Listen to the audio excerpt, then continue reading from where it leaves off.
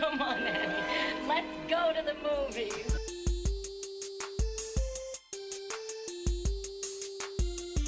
This is the Cinereelists episode 646. My name is Kyle. My name is James.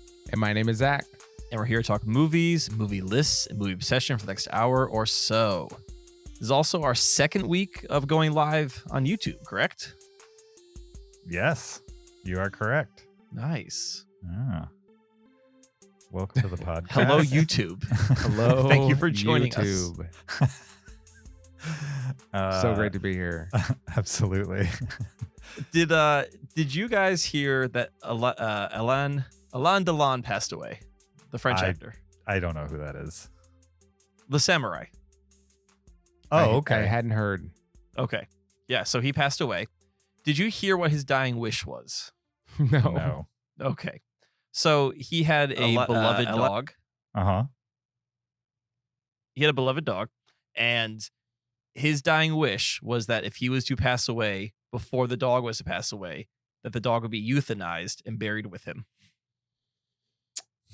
Huh. Okay. I'm happy to report the family did not grant that last wish. Are they allowed to not grant a last wish? I mean, is it legally binding? Was it in a will or was it just the thing he said before he died? I don't know exactly where this was captured. If it's in a will, don't you think it'd be legally binding? But who would uphold that? If the family is the curator of the will and they choose not to follow it, they're not going to sue themselves. Also, you're like euthanizing a perfectly fine dog. Right. Exactly. So, and apparently, like, the French Humane Society had a huge issue when this was announced that was his dying wish. Yeah, no Well, kidding. it's a crazy request. Oh, for sure. Yeah. Unhinged. Mm-hmm. And I'm glad the family did not do it. I'm just surprised they can just ignore it. So I guess your family could just ignore your will. Last You're will and dead. testament? What? I mean, well, okay. So I guess usually the will has an executor. I mean, if I've watched enough movies, there's someone in charge of executing the will, correct? Yes. And usually it's not the family. It's like a lawyer, right? Or someone not a beneficiary.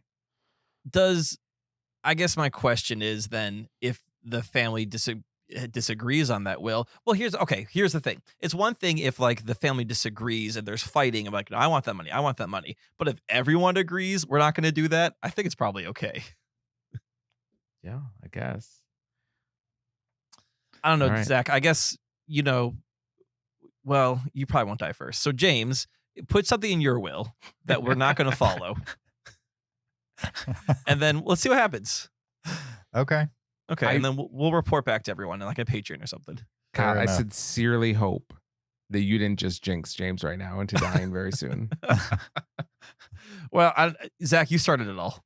I did? What do you mean? When you could wish not death on all guarantee of that us. either of us would be No. alive by the end of the year. It's So- well documented. I've wished only life for you guys, and I hope that you don't both die this year. Yeah, but when you say like that, I hope you don't die. I do. This feels nefarious for some reason. Really? Yeah. No, I'm hoping both of you live out the year. No, it's like when a mob member says, like, "Oh, I really hope your bakery doesn't burn down." Like, you're like, Right. what? Who said anything about that? Exactly. I didn't even enter my mind until you said it.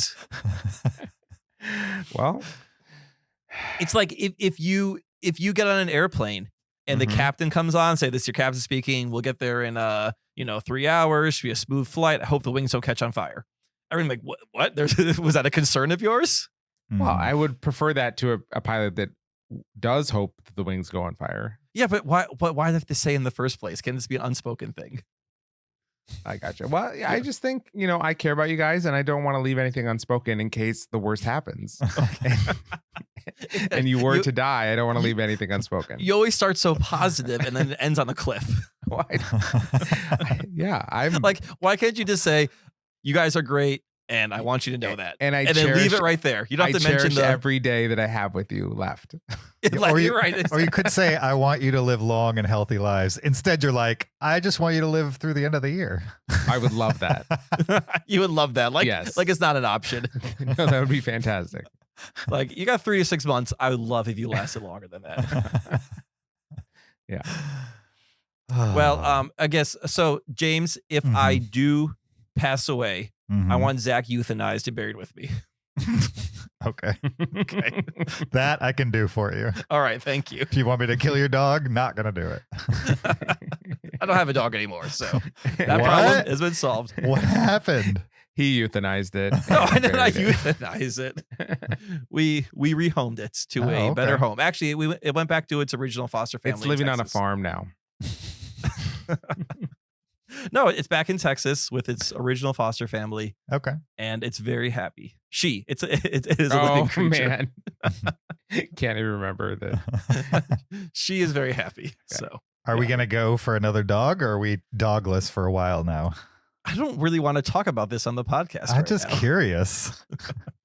I think right now a pet does not fit our family lifestyle. All right. Fair enough.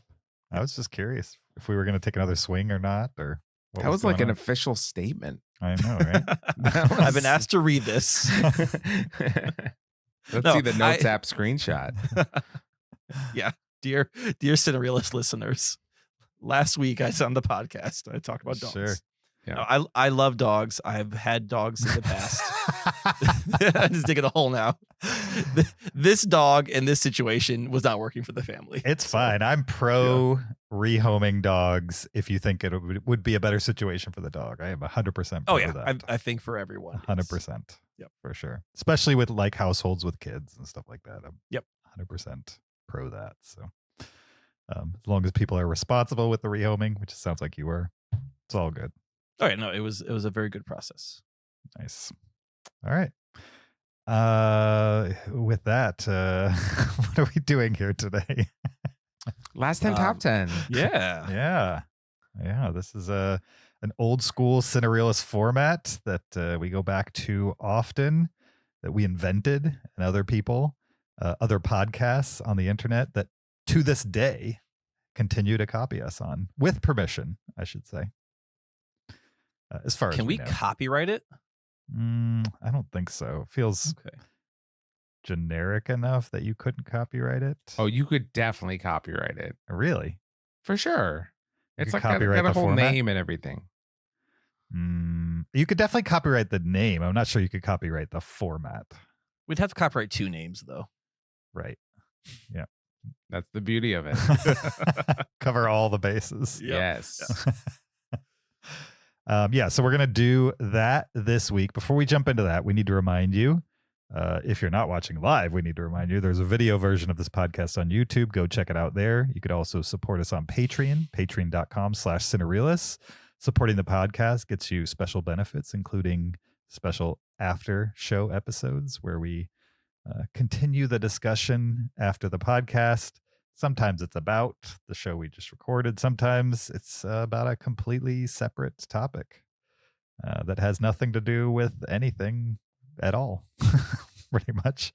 You could also leave us an Apple Podcast review. That's free and would help us out a lot. If you haven't done that yet, please do that. Or you could send us a listener email to heyguys@cinereelists.com. Send us a comment, a question, a list suggestion, a movie suggestion, any of those kinds of things we appreciate via email. Send us an email and we'll discuss it on a future episode. Also, I just need to remind everybody that if you are a Patreon supporter, we are moving the after show to Patreon's publishing system. So what that means for you is that the podcast feed you currently have to get the after show will eventually stop working. And in order to get new episodes of the Patreon after show, you need to log into Patreon and get your custom RSS feed. If you have any questions about that process, email me, james@cinereelists.com. So bored.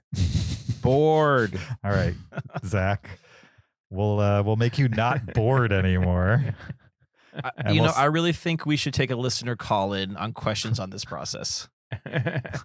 Okay. We're live anyway, so it's like help desk. Sure. James Patreon help desk. Why Next not? week's episode. Yeah. What's the best prank call you've ever heard? The best prank call I've ever heard. I don't really remember a bunch of prank All right, calls I've all heard. right. Do you have Do you have Do you one? have one? Yes, it's the John Cena one. Have you heard the John Cena one? No. No. They call this lady and they ask her if she wants tickets. I don't remember the specifics. They ask her if they want tickets to the John Cena like performance or something, and she says no. And then they hang up and they call back and they again ask her if they want to. And every time they ask her, they play the John Cena theme song. Mm-hmm. And then she hangs up. And finally, like after like the 5th time, she's like hanging up on them. And so they call back under false pretenses and then somehow work the conversation back to John Cena and then play the theme song. And so you end up hearing the theme song like 30 times and she gets more and more irate. And it's just really funny. See, my issue with prank phone calls is you have a unsuspecting innocent person who is the victim of the phone call, or the comedy's coming from them, like, and them getting irritated. And it's sort of the same thing with like Impractical Jokers. Like I really liked Impractical Jokers when the hosts were the one in the awkward position, and like you were laughing at the hosts because they really were uncomfortable. But anytime they put like a person in an uncomfortable position, I just felt bad for the person who's just trying to like walk down the street or just do some shopping or whatever. So. Yeah, I'm pretty sure that it's like all those radio show pranks are just setups with like actors. If that makes you feel any better, I think a lot of like the ones where like, you know, like, oh, we're gonna call your boyfriend and then they catch him in the awkward situation. Those are like set up, but like Crank Anchors, I think that was actual prank phone calls. If you remember that show? Yeah, the Jerky Boys. Back the in Jerky day. Boys. Yeah, pretty sure that was.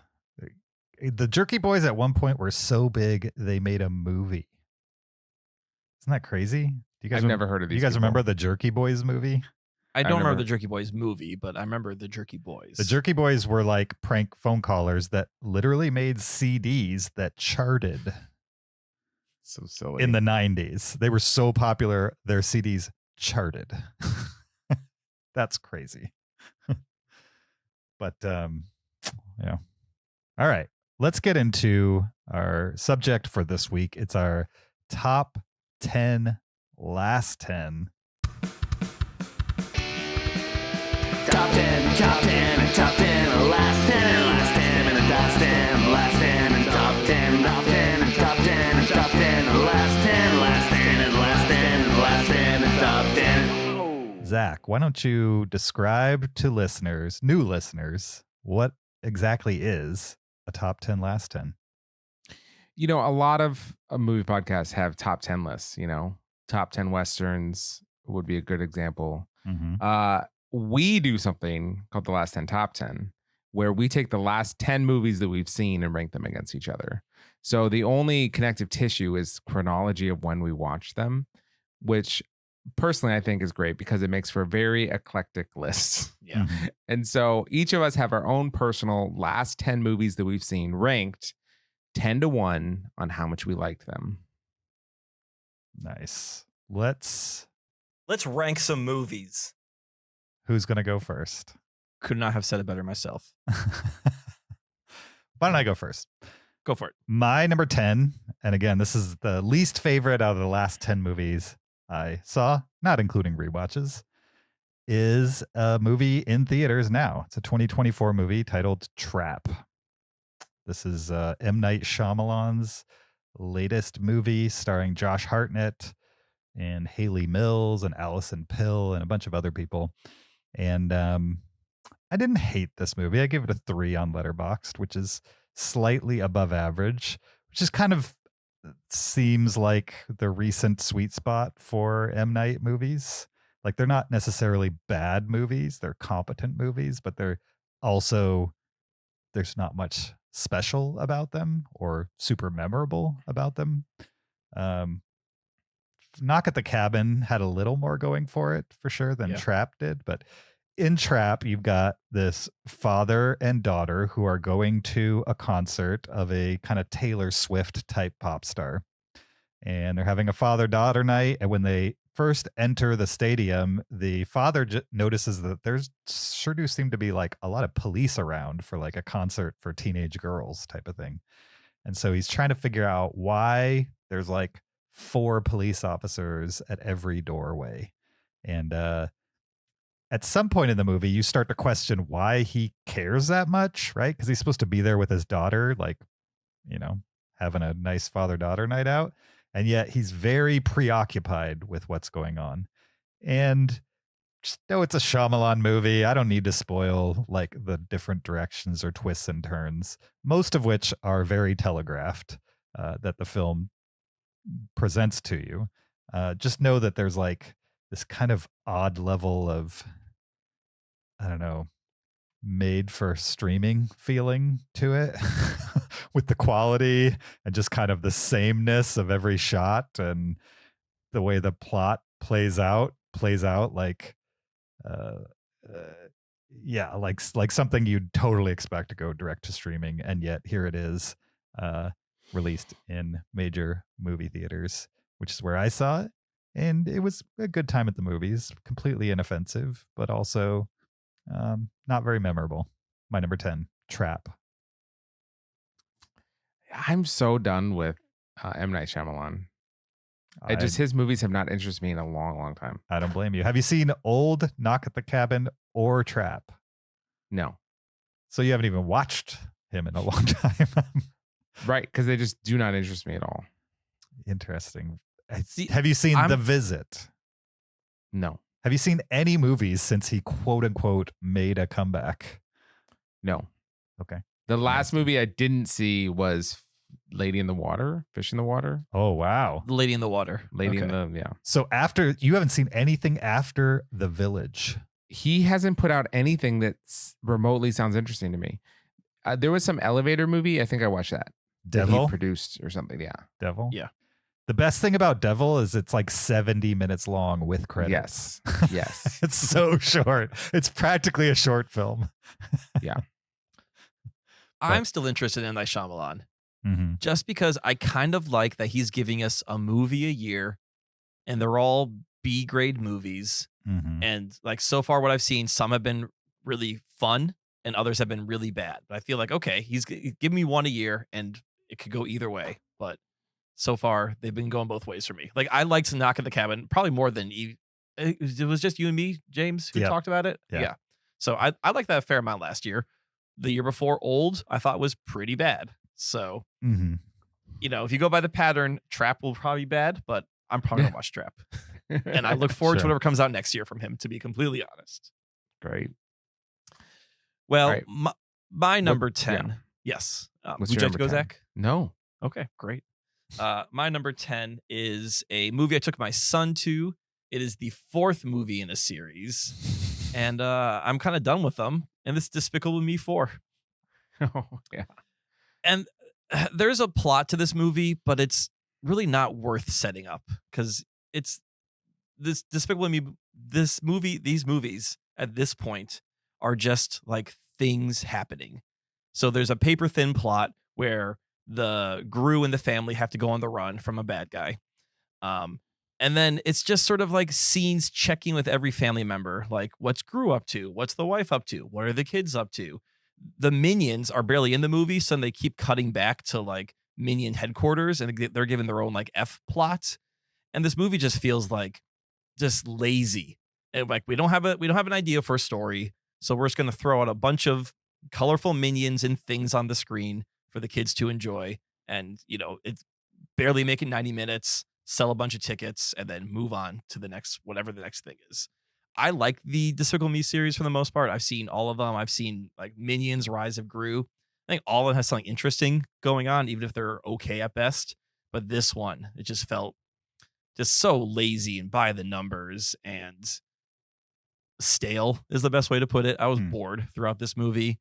It ends on a dance number. Like, oh, aren't we original? Let's have a dance number at the end. Sure. Yeah. I was ready for this movie to be over. And it was a long 90 minutes in the theater. Did Galen like it? Oh, he thought it was great. Yeah. Because again, it's got like farting minions and colorful things. And like all the elements are cute, but there's just nothing to it when you add it all up. I had another series. I had high hopes for that series, but It started strong. Like I think I like the first one. yeah. Second one was good. I've seen the third one in Icelandic, but I kind of followed it, you know, because it's cartoon. How many movies are there in the Minion verse? So there's 4 Despicable Me movies, And then there's Minions and Minions Rise of Gru. So I think there's 6 total in this franchise. Wow. Impressive. And yeah, this is definitely the worst of them all so far. You've even seen the Minions movies. I've seen Minions Rise of Gru. I don't think I've seen parts of the first Minions. It was like, on Netflix. Gil was watching when he was little. So Sure. I recently saw like behind the scenes footage of the 2 actresses that voiced the Minions. Mhm. Oh, and they just yeah. look like they're having lots of fun. Yes. I think they were doing the Spanish translation. I don't think they're the main voice Oh, actresses really? for the Minions. Yeah. But either way, I've seen that same clip and it looks like there's like in a studio having fun. So just to clarify, there's a Spanish redubbing of the Minions who already speak That's gibberish. my understanding. Okay. I could be wrong. Did I- my I hate to say restating these of things what you live, said so- make you less confident about it? Does what? Did my restating of what you said make you less confident about it? Well, I just don't remember the Minions speaking Spanish. And in that clip, they're saying like they're speaking gibberish and some Spanish words. Gotcha. And like usually the Minions speak gibberish and English or gibberish and a little French. Gotcha. So that's, yeah. Maybe you accidentally watched the French version. That's Which right. Yeah. Okay. My number 10 is actually a short film. Because Michael Gondry made a short film that I was curious about, because anyone that makes Eternal Sunshine of the Spotless Mind has to have something genius behind everything they do, right? Not true. My number 10 is a short film called One Day. And it actually stars David Cross, which was, I didn't know that those two had worked together. Yeah. And I like David Cross from Arrested Development. I can't say I've super followed him in anything else, but One Day, it's the story of a guy, and he goes to the bathroom, and then he comes out of the bathroom, and his poop follows him, played by David Cross, and accuses him of trying to murder him by flushing him down the toilet. And in order to prove that he's not a murderer, he has to like hang out with his poop, and the awkwardness that ensues from those social situations. And David Cross's character is obviously super gross. He always finds reasons to like touch people and leave like a mess behind everyone he touches. I understand the film on one level is just, it's funny because David Cross is dressed as a giant piece of poop. I don't understand necessarily why that like joke turned into a short film that people actually made. It really, it's not that funny, and it doesn't really serve any purpose. It's just odd that it exists, which maybe is the whole point. I don't know, which is fine, but I wouldn't recommend it necessarily unless you just want to see David Cross do one take as a poop monster for a short film. I mean, it sounds kind of awesome, to be honest. Sure. Yeah. No, but imagine you did this in like high school. Uh-huh. It's that level of like, polish, I would say. Okay. Are you saying you can't polish a turd? Yeah, that's what I'm saying. That's exactly what he's saying. So it's Michael Gondry. I don't know what you guys think about him, but this is a short film. If you're a completionist, you should check it out. Chiwetel Elijiofor. You mean Michelle Gondry? No, this is his brother. His American brother, Michael. Yeah. All right, fair enough. My number 9 is from 1969. It's Easy Rider, which is a movie I'd never seen before. Felt like a movie I should have seen before I saw Bike Riders, but I didn't. I watched them out of order. And it's a movie starring Peter Fonda and Dennis Hopper. It's one of those that I knew a decent amount about because it's cited as kind of like one of those movies, one of those American top 100 of all time important movies for one reason or another. And it's also been lampooned throughout pop culture. And so I had all these references bouncing around in my head from different sources, and just decided to watch the movie for myself, figure out what all the hype's about. So that's what I did. And it it was fine. I was not blown away by it at all. I was just kind of like, all right, it's a couple cool dudes riding around in motorcycles. Sure, like time and place. It probably held a little more punch to it. Sure, some people watching this just didn't have any frame of reference for counterculture at the time, or the idea that you could do what you want in life, I guess, was part of what the movie was pushing back on. The idea that like the 1950s, early 60s ideal of what a man or just a person in general should do to be a participating member of society. And these guys riding motorcycles just kind of flaunted not doing that and going their own way. And meanwhile, it's like a road movie that has them doing some various crimes and misdemeanors, and kind of ends in a Bonnie and Clyde-esque manner, as the film kind of leads you to. That's not even a spoiler. Like the whole movie just is pushing you that direction. So it's not a shock at all when it happens. Yeah, I think probably the only thing I really got out of it was a frame of reference for when people talk about this movie. Other than that, I don't really care about it at all. Other than as a piece of history, because I compare it in my brain, having seen them so close together, to The Bike Riders, and I thought The Bike Riders was way better made than this. It's also made 40 plus years later, so that makes sense because it has a lot of history to pull from, as well as just advanced. More than 40. Yeah, like 60 plus years there you later. go. 60 years later, so it's understandable. Plus, like, I have a sensibility more towards modern looking films, modern pacing, that type of stuff, and this movie just doesn't have that, nor should it.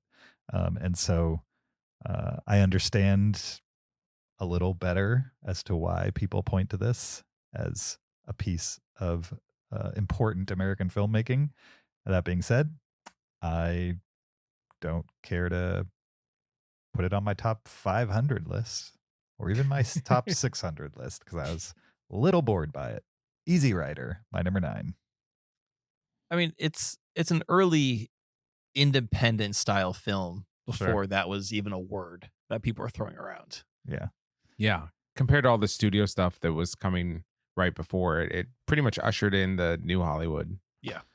And it was like the Jack Nicholson of it all and stuff like that was interesting. But again, it's more like walking through a natural history museum and seeing an old clay pot.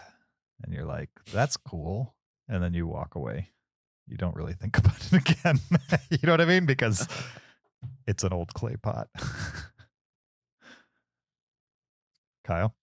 Well, one person's clay pot's another person's masterpiece. So there you go.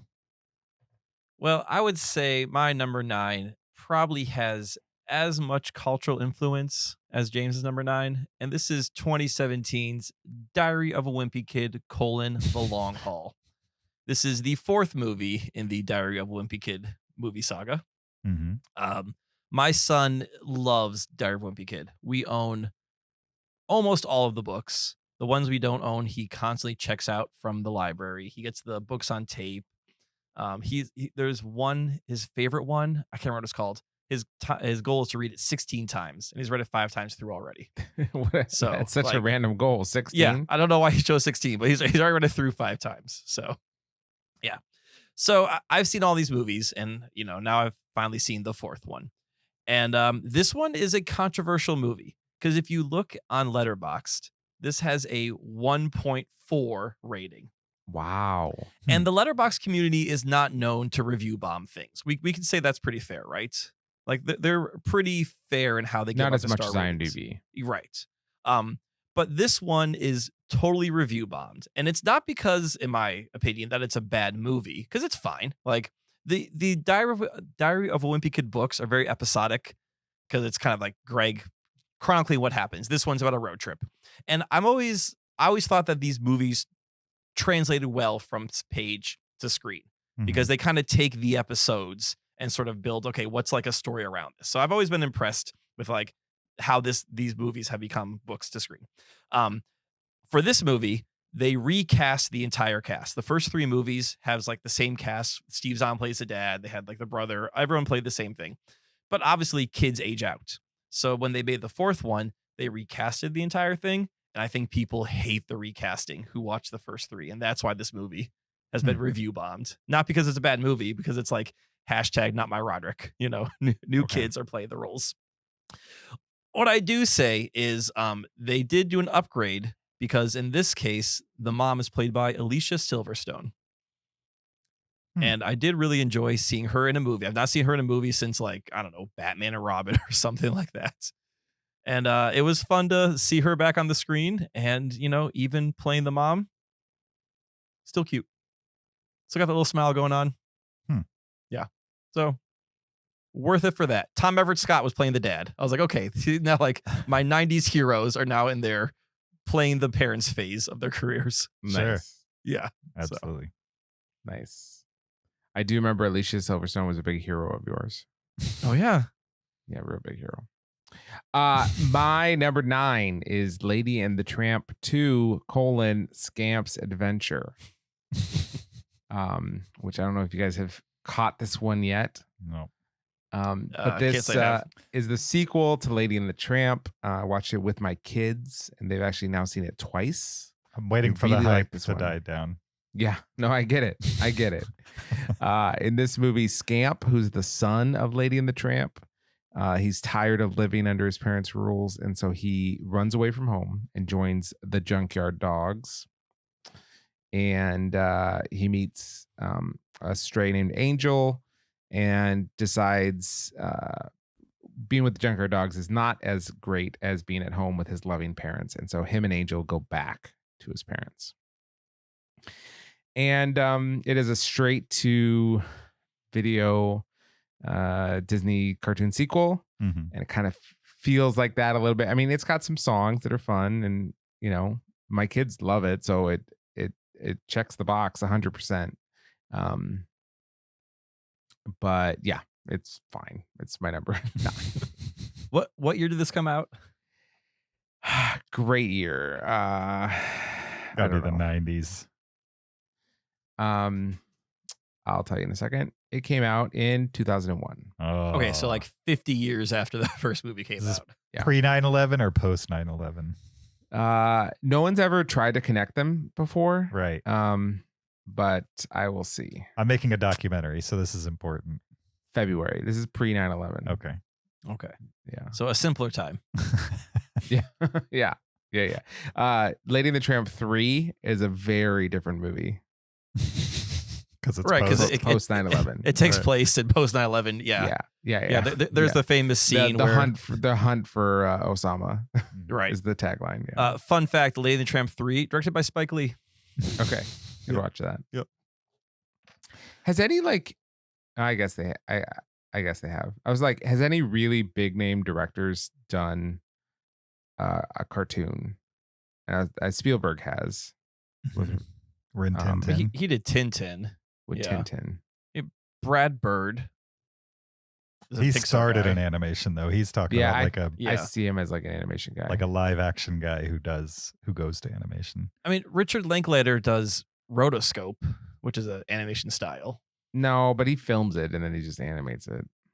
Well, yeah, but he's still animating. Like, he doesn't film everything. He films the actors and animates the rest of it. It's true. I would say rotoscoping is a form of animation. What about the No, guy? it is. It's just different than. What about the guy who made Castaway and Forrest Gump? He made Oh, Robert Zemeckis. right. Robert Zemeckis made a 3D movie about Christmas. Yeah. Yeah, he also Polar did Express. Polar Express. And did he do Beowulf? Or was that Beowulf someone and else? Polar He did Express. Beowulf. Yeah. I mean, are we Yeah. calling like motion capture? Because I mean, Tintin's also motion capture. Is that animation? That's the Right. question.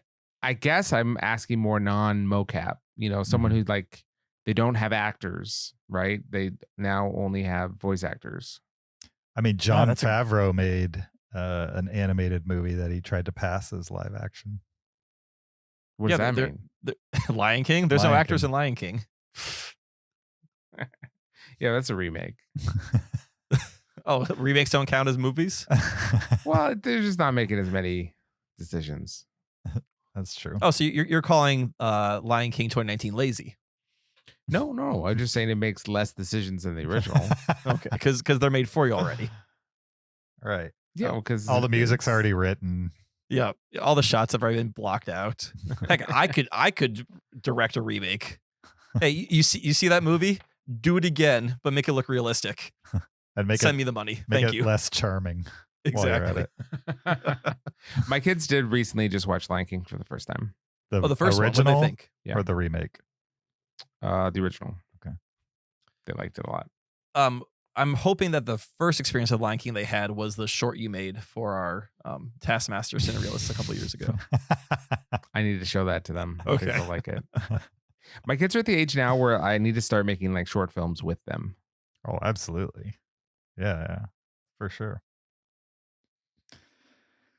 Speaking of animated movies in Rotoscope and Richard Linklater, my number 8. What are we on? 8. My number 8 is Apollo 10.5: A Space Age Childhood. Hey, you watched it. I did. This came recommended by Kyle, and it's a 3.5. So certainly a movie that I think is above average. Not exactly a classic for me. I prefer the paranoid thriller that he rotoscoped that I'm drawing a blank on. Scanner Darkly. A Scanner Darkly over this one. Probably just because I'm very familiar with the specifics of the historical event that Apollo 10.5 approach. I did enjoy the unique approach to telling the story, though. The idea that it was told through the lens of a kid, an idealistic kid from the time. What was that, the 60s or 50s that happened? I don't remember when we went 69 is when we landed on the moon. Right, late 60s. And the idea that there's a historical thing happening that people are excited about, people of all ages, including this young kid, and the idea that a child's imagination would kind of run wild around such a leap in, I don't know, what we expect mankind to be able to do and not do. And so I liked that it was a different perspective on that. And I liked that he visualized it in a way that most movies aren't presented. And so the combination of a childhood imagination combined with it being presented in a way that doesn't have to feel realistic, I thought was a kind of a good combination. It was a super easy, casual watch for me. And I enjoyed it. That being said, I don't know, kind of feels like a pet project of Richard Linklater's that nobody was really asking for. You know what I mean? Well, except for him. So I mean, he grew up in Houston during the Apollo era, so it's very definitely semi-autobiographical for him. Totally makes sense to me why this person made this movie. Yeah. And also, I'm not sure who the audience is except for people who grew up in that time. Or people who are very interested in this and just want to see a different presentation of a story that they already know, basically. And those are fine reasons for movies to exist. Movies exist for many reasons, and this one has its own. So, my number 8. And I will say, I did watch that movie with my parents who were high school age during the Apollo era. And it was a lot of fun for me to kind of live their nostalgia vicariously as they're watching this movie. And they're like, oh, but it's all kind of coming back to them. Sure. So that was a fun experience. So that's maybe another reason why I really enjoyed it. It's because it was a parental connection we made. Yeah, I mean, it's hard for me to get past, if you want a document that shows the vibe of the world, or I don't know what the phrasing is, around that specific mission, like Apollo 11, the documentary is just hard to beat. So this movie has its place, but it's no Apollo 11. That movie reinvigorated the idea that going to the moon was cool. for me. And that's weird because it happened so long ago. It is cool though. It's cool we went. Very cool. Do you know you it's cool. can you can buy, I just saw there's a company that sells space like moon dirt and Mars dirt. Mm-hmm. Basically there's like they synthetically make it to have the same composition as like what's actually been found and tested, because it's all the same minerals, just in the right combinations and stuff. Mm-hmm. And so it's like functionally the same, and scientists can buy this in order to like run their studies and tests and stuff like that. But like you can buy it and you can feel like what Mars dirt feels like and lunar dirt. And I want some. Yeah, I get the impression that lunar dirt is very fine.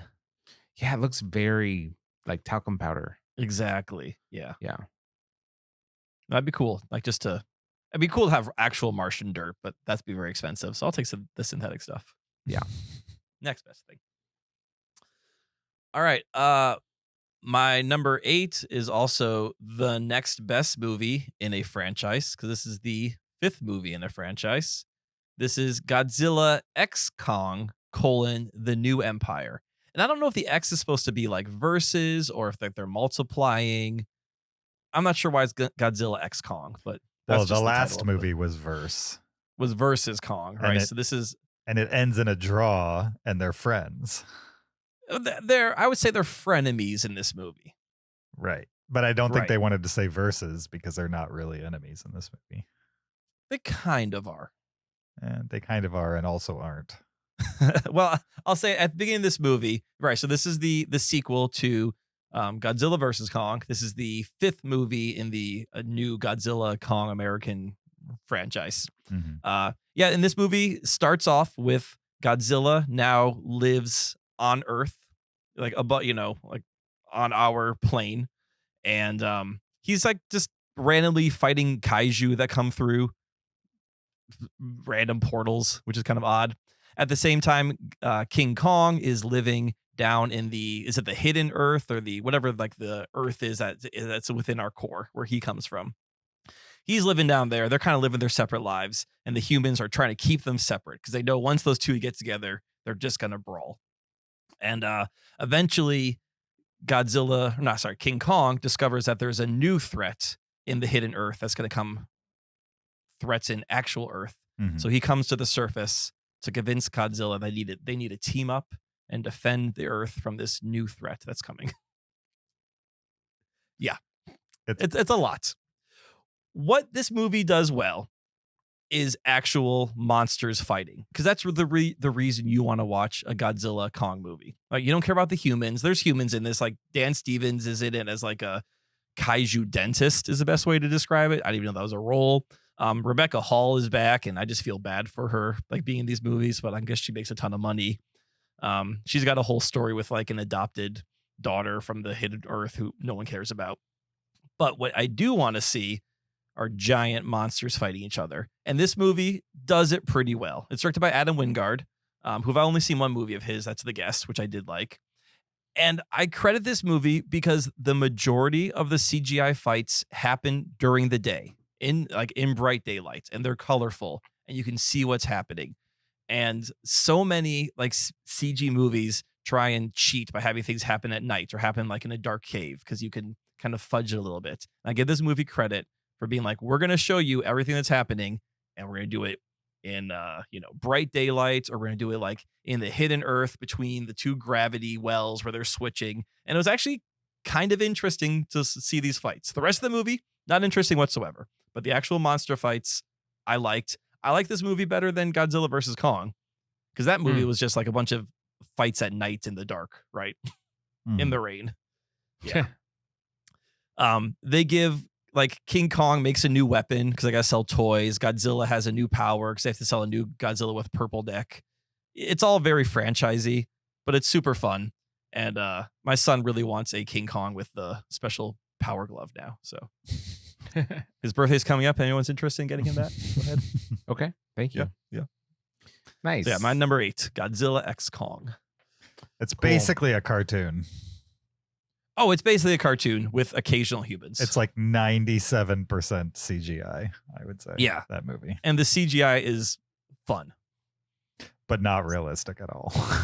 I mean, it's Well, yeah, it's a very giant ape fighting a plasticky. giant lizard. Yeah. Well, I just mean like the environments, like the under earth or whatever. Like even that. the hidden earth yeah, or the whatever it's hidden called, earth. the upside down. Yeah. like just the visuals themselves. They're not interested in making it look realistic anymore. No. I don't think. They're just having fun with it.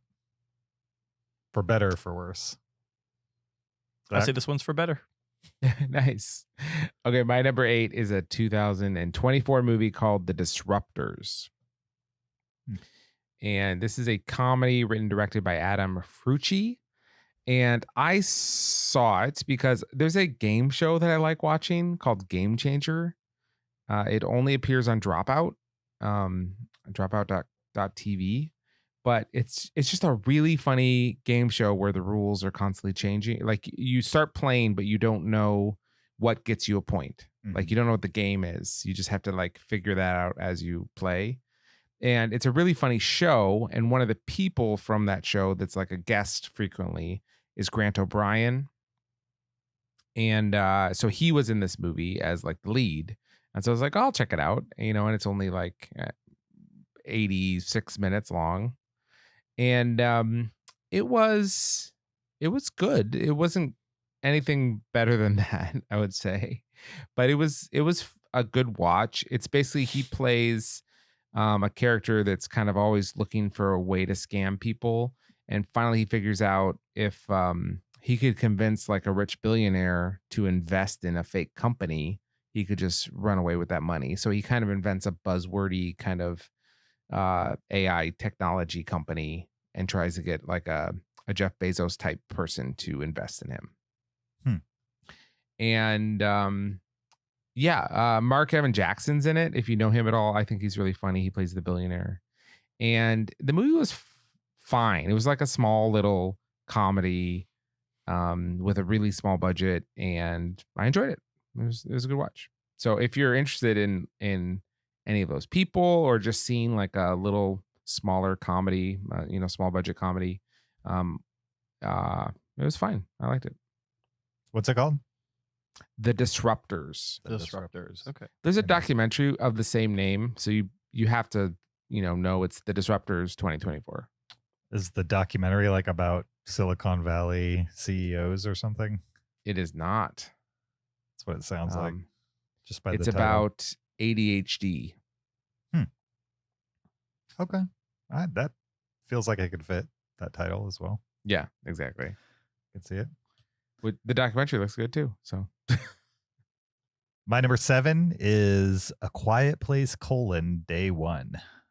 Just the third movie in the Quiet Place series. Also a prequel, taking you back to the first day that the aliens land on Earth. Nobody has any idea that they hone in on sound yet. And you get to experience kind of through the eyes of this one specific character played by Lupita Nyong'o.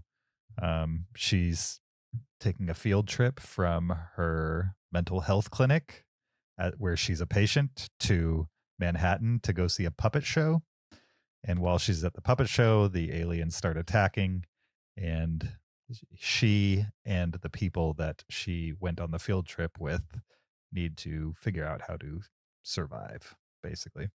And certainly not a real-time movie, but it's a movie with a truncated timeline. Like you're talking about maybe like a day and a half, maybe 2 days at most are in the movie of them surviving in, on a downtown Manhattan street, basically. Good portion of it takes place like in a movie theater or maybe like a church, movie theater converted to a church, something like that. And it was fine. I mean, the first Quiet Place movie, I felt had like its own charm to it, its own spin on an alien invasion movie and a horror movie, and like all these different genres kind of mixed in together. The idea that you couldn't speak, just lent itself to an element of tension. Then you had like the deaf daughter, the family dynamic. All of these things are what made the first one like a really good, unique horror film, I would say. In a land where you could easily make something that's derivative of everything else, this one had derivative stuff in it, but also had a spin on that derivative stuff. The second one was just kind of an extension of that one. So there wasn't a whole lot new about it, but, you know, if you like the first one, there was something to like in the second one. This one just kind of takes away all those things that made the first one feel unique and gives you an alien invasion horror film where nobody knows how to fight back. And they're just constantly being en masse eaten by these aliens. And I felt like they tried to give it some humanity in the fact that she's at this mental health clinic because she has like an incurable form of cancer. And so she's depressed. And actually, I don't even think it was a mental health clinic. I think it was literally a hospice. Like she's kind of slowly playing out her final days in this place, and it's all depressing. It's probably why I thought it was a mental health clinic. But anyway, so she's kind of got a timeline for how long she's going to be on the earth anyway. And so she's constantly battling with the idea of like, why am I even trying to survive this? And some of the people around her are trying to talk her into, you know, living as long as she can, and that's why she should fight, type of thing. And so they're like trying to give it a little more humanity than what you would expect from a film that on paper is an alien invasion day one movie. But I just never bought it. I was just kind of like, okay, I see what you're trying to do here, but really the only reason anybody's here is to see a bunch of people get eaten by aliens. You know what I mean? And see who survives it, essentially. And so I wasn't fully bought into the pathos the movie was trying to sell. I had high hopes for this. One, the word of mouth was pretty good, even though I didn't look specifically into why it was pretty good. I just know people seemed to be enjoying it, so I was excited to see it. And two, it's directed by the guy who made Pig, which was also a movie that was like set in a specific genre, but it had its own take on that genre. And so I felt like there was a lot of potential here, and ultimately walked away from it kind of thinking, well, all right. I'd have rather had like a third movie following the same timeline of the first two, extensions of characters that I was invested in, rather than characters that weren't even invested in being there themselves, really. and I'm not sure the movie even made a good argument for somebody who had like terminal cancer to not just be like, okay, take me. You know what I mean? Like they didn't really have a super solid argument for that. Sounds like I hated it. I didn't. It was entertaining. Pretty hard in this movie. Yeah. It was entertaining, and probably better than your average version of what this could be. But it had a high bar. I'm still kind of chasing the high of the original A Quiet Place, and maybe two sequels in, this one being a prequel, but whatever. Maybe just I'll give up on that dream. I don't know. My number 7. Nice. Yeah, that's the classic James. Like, I'm gonna rip into a movie and then give it 3.5 stars. I mean, I ripped into it because it comes from a good pedigree. Yeah, right. You had high expectations. You're hoping to recapture the magic, as you said. Yeah. And also, like the pig guy. Like, what is his second movie going to look like? Turns out it looks like every other horror movie. Yeah. With this premise. Go ahead, Kyle. Well, my number 7 is actually a movie that's been mentioned on a previous top 10 last 10. This is 2024's The Beekeeper. Interesting. I'm curious about that movie. Yeah. I'm going to say off the fact this movie's dumb. So I'm not going to defend this movie as being high art, right? Just to quickly set it up, Jason Statham plays a beekeeper, both literally and figuratively. Whereas at the beginning of this movie, he is a beekeeper keeping bees in a farmhouse owned by Felicia Rashad. And he kind of is helping out around the farm with her. She kind of just lets him use the space. And she falls for a online scam where she over the phone, she quickly loses all of her money plus the money that she, funds for like a hedge, not a hedge fund, for philanthropic purposes. And her response to that is to immediately kill herself. The minute that she loses all her money, she just says, "Oh, gotta die. I've ruined everything." Then Jason Statham, having found her body, it decides to exact revenge on the scam artists that took her money, as well as exposing a larger plot that goes all the way to the top. It's all very silly. It's silly that he's both a literal beekeeper as well as the part of this organization called the Beekeepers, whose job is to protect the hive. And I think in this case, the hive is America. Why they have an English guy who is really into that, I'm not sure, but that's fine. You meet other beekeepers along the way who are like cartoon characters is the best way to describe them. At the end, the end of this movie takes place at a party with some high office political officials, we'll say. And it's like X-Men villains show up to like try and stop the beekeeper as mercenaries. The whole thing is incredibly silly.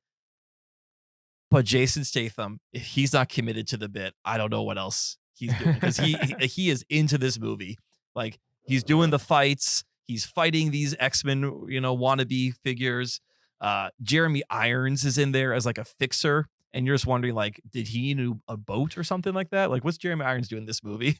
Josh Hutcherson from the Hunger Games movies is playing like the spoiled rich kid who's kind of at the center of all these phone scams. And I don't know, I think because this movie did not take itself seriously whatsoever, I enjoyed it for those facts. It's not trying to be a serious movie. It's trying to be kind of a John Wickian style movie with like, oh, you messed with the wrong man and nothing can stop you. But I feel like everyone kind of knows that they're not making John Wick, and they're okay with that. It's not trying to, they're trying to like get to that pedigree. Like, what if we kind of follow the formula, but just sort of wink and nod our whole way through it? So I think I enjoyed it, and I know Megan enjoyed it because it knows what it's doing. It knows what kind of movie it is. I don't think it was trying to be a serious movie. Interesting. Okay. I disagree. Yeah, I know. Yeah, I remember, James, you did not like this one whatsoever. I gave it a 1.5. Exactly. Wow. So bored by it. So it's not fun? I think it's fun. It's the worst version of a John Wick movie. But I don't think it's trying to be the best, though.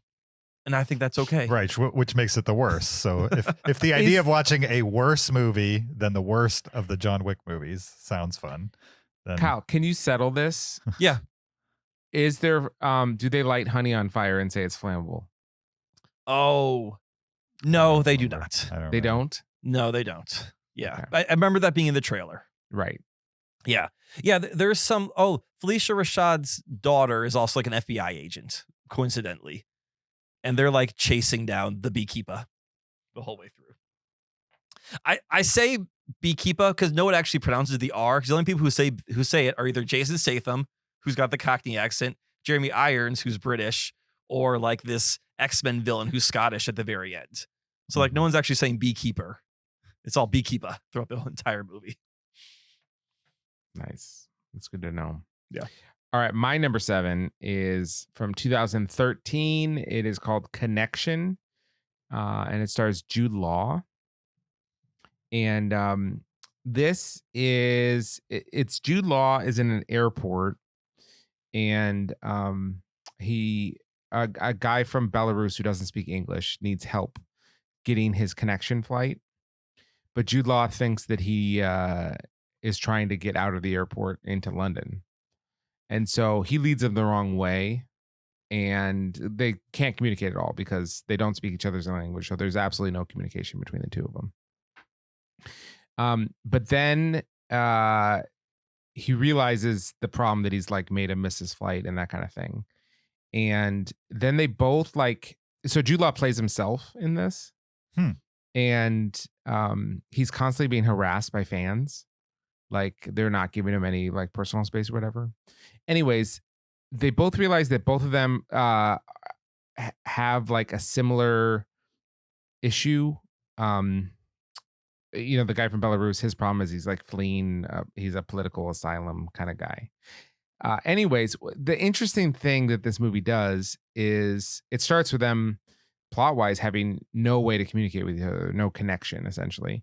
And then as their stories become more similar to each other, all of a sudden, just very casually, they can understand each other. Like they start talking and then replying to each other as if they understood what the other person said, even though it's in a different language. And I've never seen a movie do that, especially not so casually, where it's like they understand each other across the language barrier just because their characters have reached more connection points and similarity between them.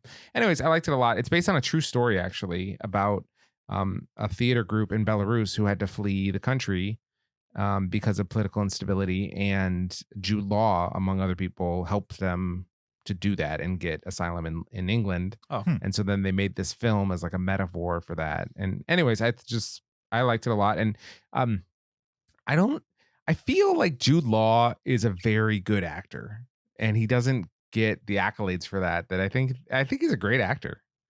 And so anyway, I liked it. Do you think it's because he's too pretty? He's very handsome, man. Right. Yeah. Yeah. Even in this, he's wearing like a hat, which normally I would advise people not to wear hats. Like it's like a little, not a fedora, but like a hat that only Jude Law could pull off. And he pulls it off. And I was just like, he's a good looking man, but I don't know what it is. Do you guys appreciate Jude Law as an actor? I don't think I appreciate him enough. And I think it's often because he's cast in a role, not because of his looks, but the person he's playing has to look like Jude Law because he's so distinct looking. So like he has to be like the rich guy in Gattaca, or he has to be like Alfie, or a pleasure robot in AI. So I think for me sometimes I just see the surface. But you're right, he's a really good actor. Yeah. I appreciated him in the 90s, but I can't say I've seen much in the last 20 years that.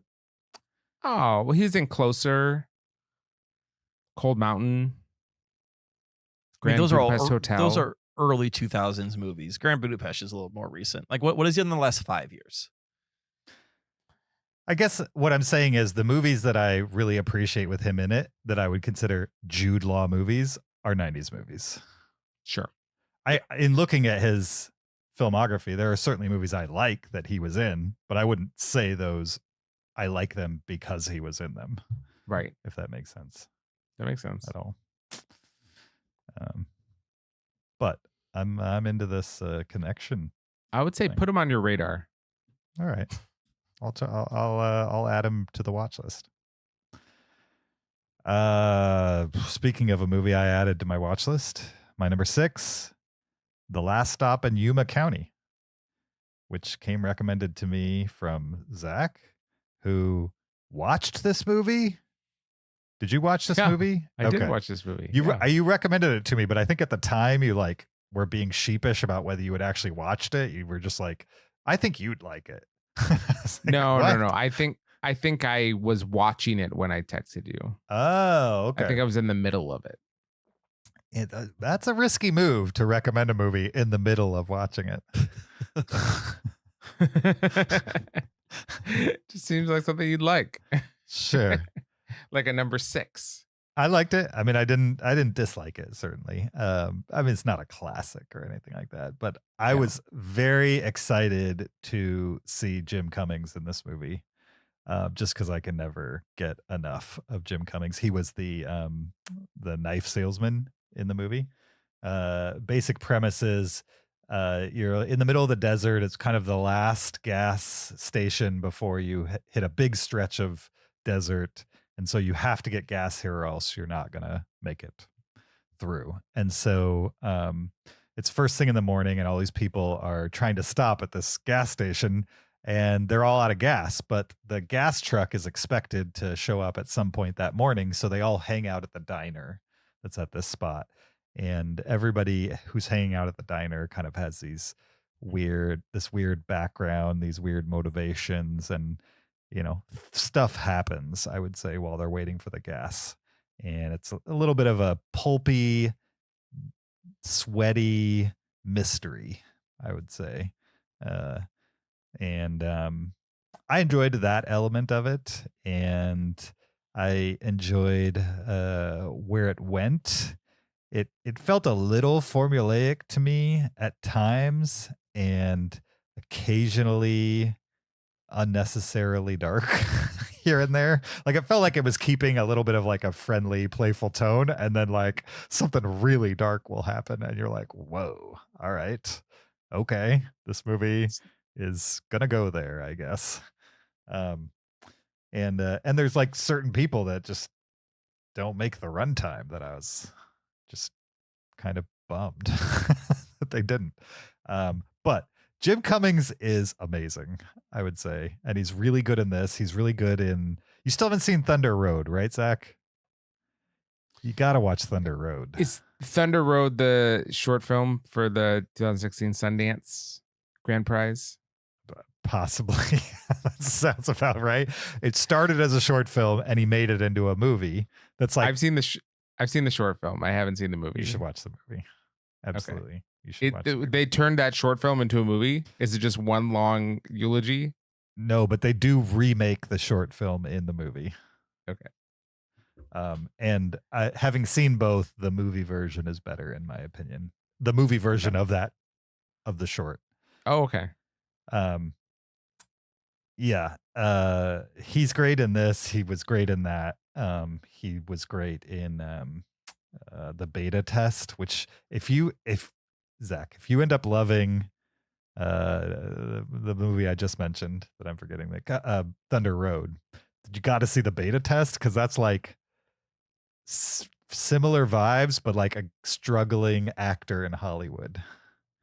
And it has like there's a scene towards the end in a parking garage where he just monologues about what it's like to be an actor that nobody cares about in Hollywood and like trying to get your career going, that like is so clearly meta. You know what I mean? Like it's basically a guy trying to do that, just ranting to the camera, but somehow they make it work in what that movie's trying to do. It's great. Anyway, back to Last Stop in Yuma County. It definitely had like a Coen Brothers vibe to it that I dug. I think Zach was, I don't remember if he mentioned that originally when he texted me about it, but I could see influence there. And if you're into those kind of movies, just kind of quirky, slightly offbeat, but also pretty straightforward, dark comedy thrillers, then I think Last Stop in Yuma County it's pretty decent opportunity that you might enjoy what this movie's selling. And I did in general. There was some stuff that felt left on the table, so it's not going to rank super high overall, but I enjoyed it. Cool. Thunder Road's on my watch list. I remember you recommending that one. Also a short movie. Okay. I do like short recommendations that are hard to find. So I like movies that don't overstay their welcome, and Thunder Road is definitely one of those. Well, my number 6 is a documentary about something that definitely overstayed its welcome, and this is 2024's Movie Pass, Movie Crash. This is a documentary about Movie Pass. Now, I gotta say, I missed the Movie Pass buzz. Movie Pass got really big. You guys got into it. It was like 2017 is when it kind of like took off.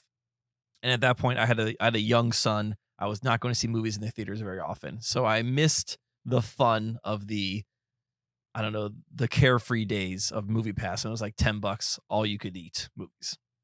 And this documentary kind of follows that story about how the sort of the rise and fall of Movie Pass and how this creation became too big for the world, and how money was being pumped in, but nothing was coming out of it, and sort of how fast can you burn a company to the ground. And if you followed the Movie Pass news, you probably thought that it was created by two guys named Ted Farnsworth and Mitch Lowe, because they were kind of the face of Movie Pass in the news. You know, they're going on talk shows talking about like how they have a winning business model, and you know, in X amount of months they'll become profitable. But what this documentary does, which I think is what makes it worth watching, is it focuses on the actual founders of Movie Pass, which is two black entrepreneurs named Stacy Spikes and Hamay Watts. And they created MoviePass, I don't know, like 5 or 6 years ago before it became huge. And, for the longest time, it was like $30 to $60 a month, and you got a couple movies, and it functioned as a simple service, right? It wasn't growing huge, but it was self-supporting. And then at one point, and they kind of get into why these guys decided to try and go big and how they got involved with Mitch Lowe and Ted Farnsworth. At one point, these two, rich white investors come in and sort of push out Stacy and Hamay and then drive this company into the ground. And it's really interesting getting sort of the story of the actual creators and sort of kind of what they experienced and how they saw their baby and what they thought was a simple service kind of get zombified and taken over, and kind of had to watch from the sidelines as something they created got burned to the ground. And I think that's, if you remember what happened for MoviePass, it'll be a nice reminder of like, oh yeah, here's all the crazy things that this service went through. But then getting Stacy and Hamay's side of the story, I think is really worth it. And then also having Mitch Lowe, they get him on camera and they ask him similar questions. He has a very different take on what happened, and some of his answers make sense. Other of his answers are kind of almost coded, where he's like, well, some people aren't prepared for this world. You're like, okay, well, when you got some rich white guys saying about two black guys, they're not prepared for this world. What are you exactly saying? So I think it's a definitely a worthy documentary if you follow the whole MoviePass fiasco. Yeah. Also, he's like saying that about two black entrepreneurs who created a company that was stable. Right. Exactly. MoviePass was functioning just fine without, yes. I mean, it wasn't a Netflix size company, but they were acting like responsible business people when they were running it. Whereas the people the quote unquote white guys that took over were like insane. They didn't know what they were doing. They were just trying to drive stock prices up so they could get out. Exactly. Yeah. And this movie definitely, if it lacked one thing, it could have been maybe a little bit more investigative of like, why were Farnsworth and Lowe trying to drive the stock price so high? They kind of touch on that, but you kind of get the idea that like, this is what Ted Farnsworth does, is he buys cheap companies, pumps up the stock, makes a bunch of money, and then dumps it before before the whole thing burns down. Mm-hmm. They could have gone a little bit more there, but again, I appreciate the fact that they're giving Stacy Spikes and Hamay Watts their chance to tell the story. Yeah. Cool. My number 6 is a 2023 film called American Fiction. This is written and directed by Cord Jefferson, starring Jeffrey Wright. I think both of you have seen this. Am I right? Correct. Yes. And he's a black author who writes, literature that is well thought of and that kind of thing. But then he's seen around him people writing black books that are like much more stereotypical to like what white audiences think of black authors writing at, like from a perspective of like crime and gangbangers and stuff like that. And he thinks it's ridiculous, and he almost writes a manuscript as a joke where he really leans into that, but then everyone goes crazy about it and loves it. And so he has to pretend to be this like character that wrote this story. And it's a parody of like race expectations, I guess. I thought it was very well written, well acted. I enjoyed the story. I think what tipped it over the edge for me from making me enjoy it to really like it is I loved the ending. The ending presents multiple potential ends to the story in a meta kind of level. And I just enjoy that conceit, and we don't get that enough in movies. And I thought it was well handled. It was not out of place in this movie. Like it fit with him being an author and, telling this story. So I really enjoyed that aspect a lot. And so it left me with very positive vibes when I got done with the movie. And so I ended up giving it 4 stars just for that. But yeah, I like this movie. Did you guys?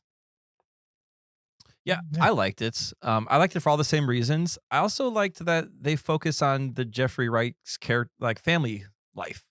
Mm-hmm.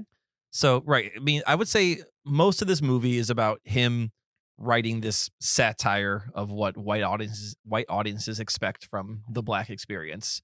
But then there's also just like a family drama happening with who plays the brother? He's a great actor. I don't remember offhand. He's on This Is Us. I can't think of his name. Sterling K. Brown. Sterling K. Brown. Yep, he's great as the brother. So there's sort of two movies in one on this, but they're both good and they both work. Kyle, you got to watch Waves, man. Yeah, Waves is so good. Sterling K. Brown is amazing in Waves. Yeah, I mean, Waves, that's the same thing as like the other movie you guys always Burning. What's the difference? They're the same movie, aren't they? Burning Waves is more intense. Waves is far more intense. Waves, there's stuff happens in Waves. Burning is like a chill movie, I would say, compared to Waves. Yeah, Burning is quiet. Waves is loud. Zach, which one's on your top 100? Burning or Waves? Neither. Burning. Okay. But I'd recommend Waves over Burning. Burning's in your top 100? Yeah, I think so. Wow. It is, because I need to watch it for my goal of my whatever. Waves is a soundtrack by Trent Reznor too. Oh, okay. He soundtracks everything. Not everything. That man is He's doing a lot. ubiquitous. He's doing a lot these days. I agree. Yeah. Zach, could you quickly swap out Waves for Burning in your top 100? I'll watch that one instead. You should watch both. No, They're both good both are in great. their own ways.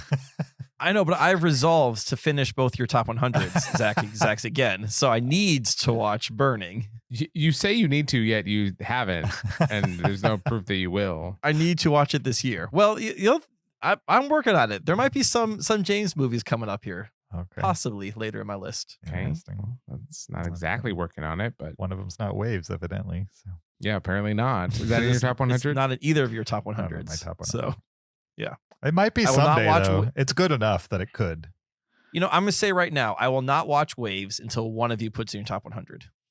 Well, it's not going to happen, but like you're just hurting yourself here. Am I?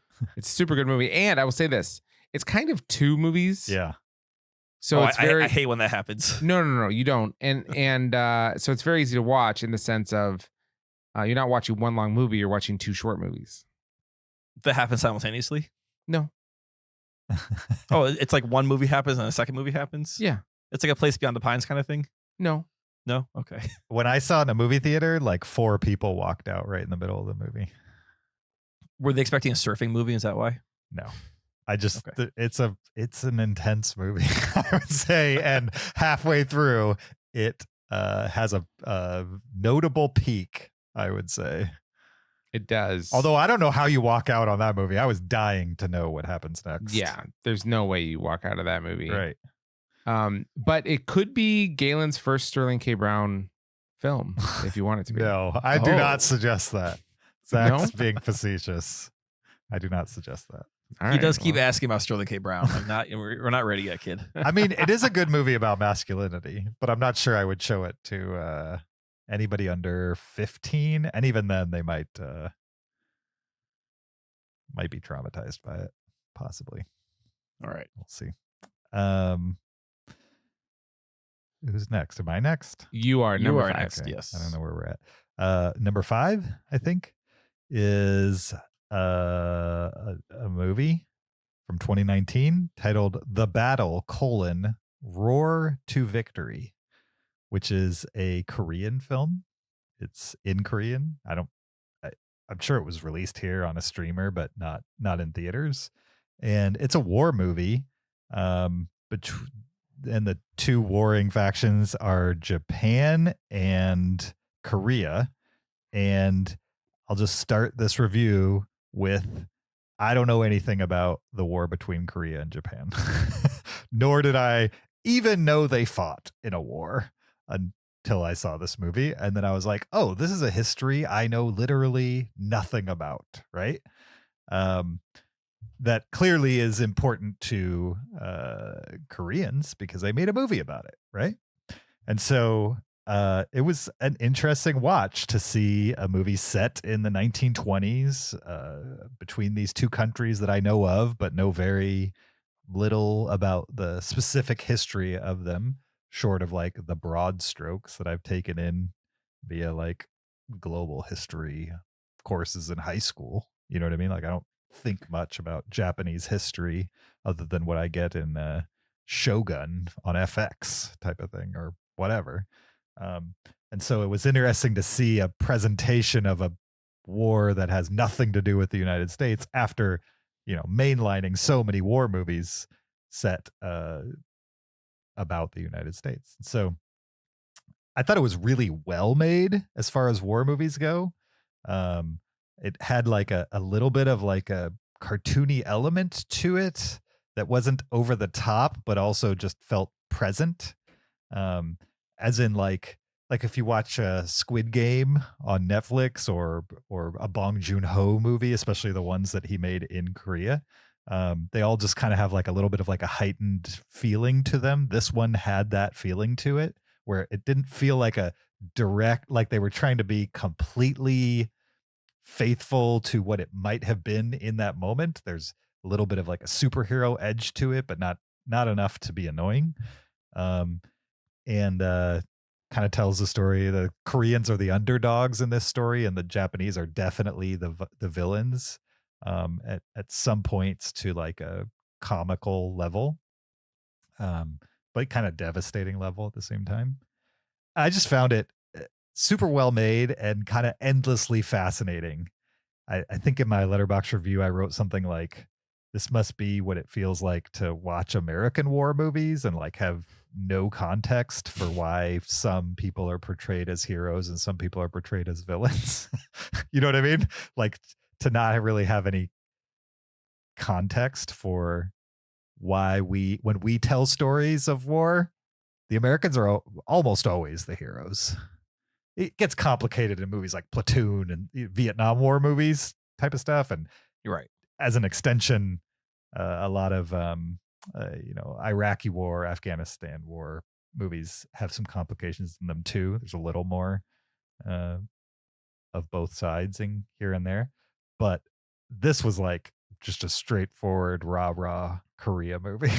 The Japanese were not depicted in a way that was flattering or gracious at all, and I kind of dug that because it just made me think, just this again must be how it feels to watch a movie, very Korean patriotic movie, but that was also very well made. Anyway, I'm rambling at this point. If you like war movies and want to see like a different version of it that also feels similar to our formulas, you should check out The Battle: Road to Victory. I was entertained by it and educated.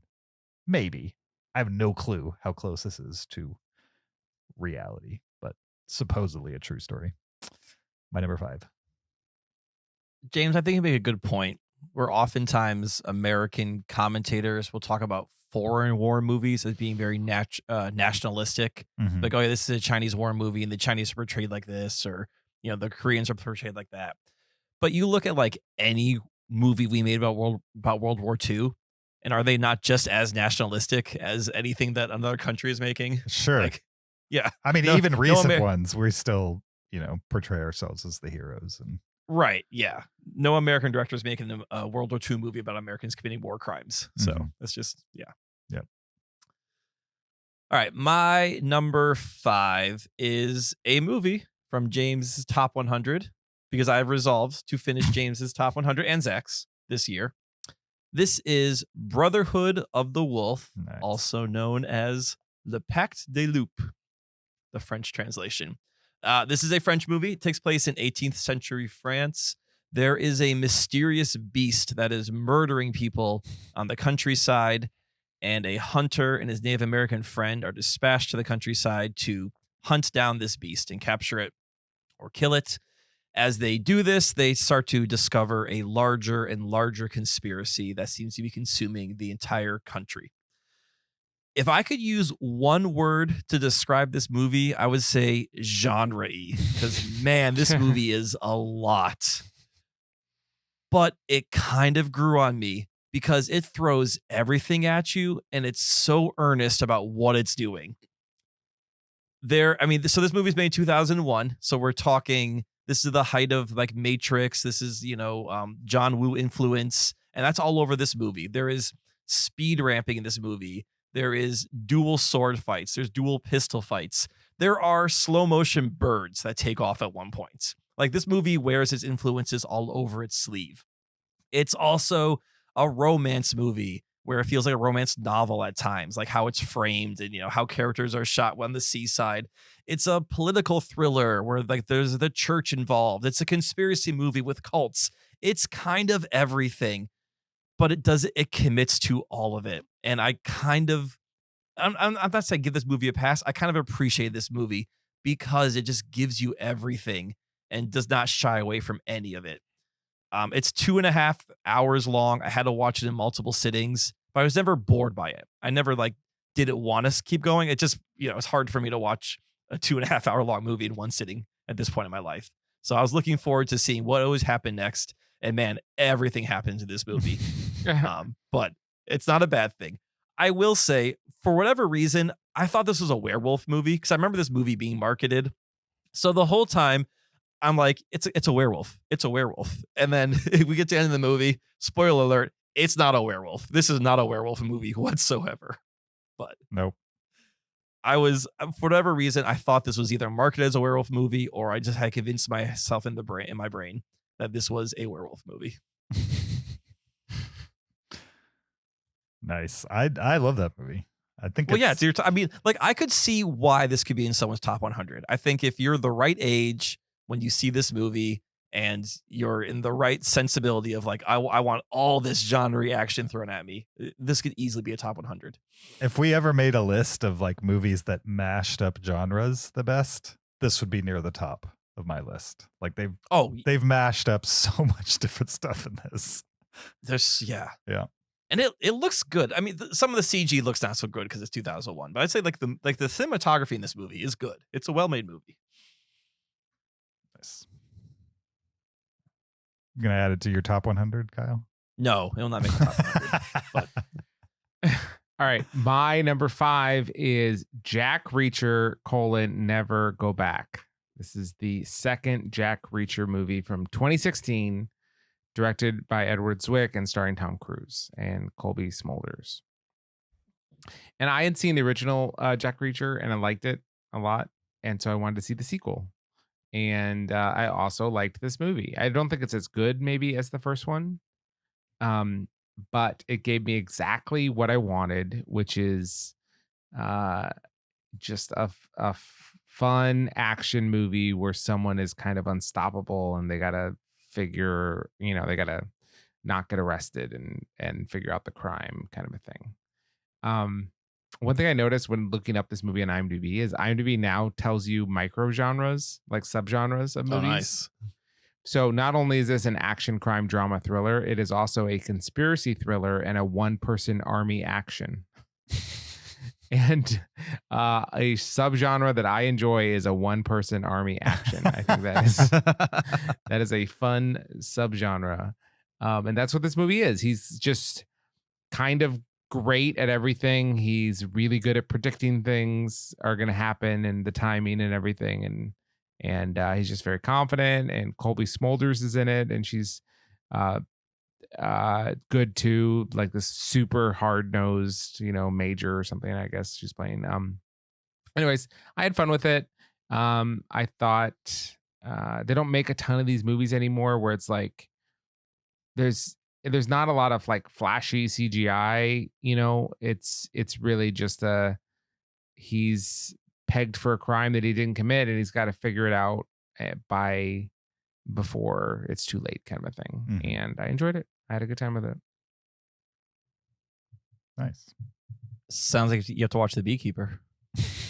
Yeah, I'm interested in The Beekeeper. One-man army, yeah. Although that one seems a little bit more silly, like they've invented an entire beekeeper, lore. Oh, yeah. For some reason. It's more comic booky. Yeah.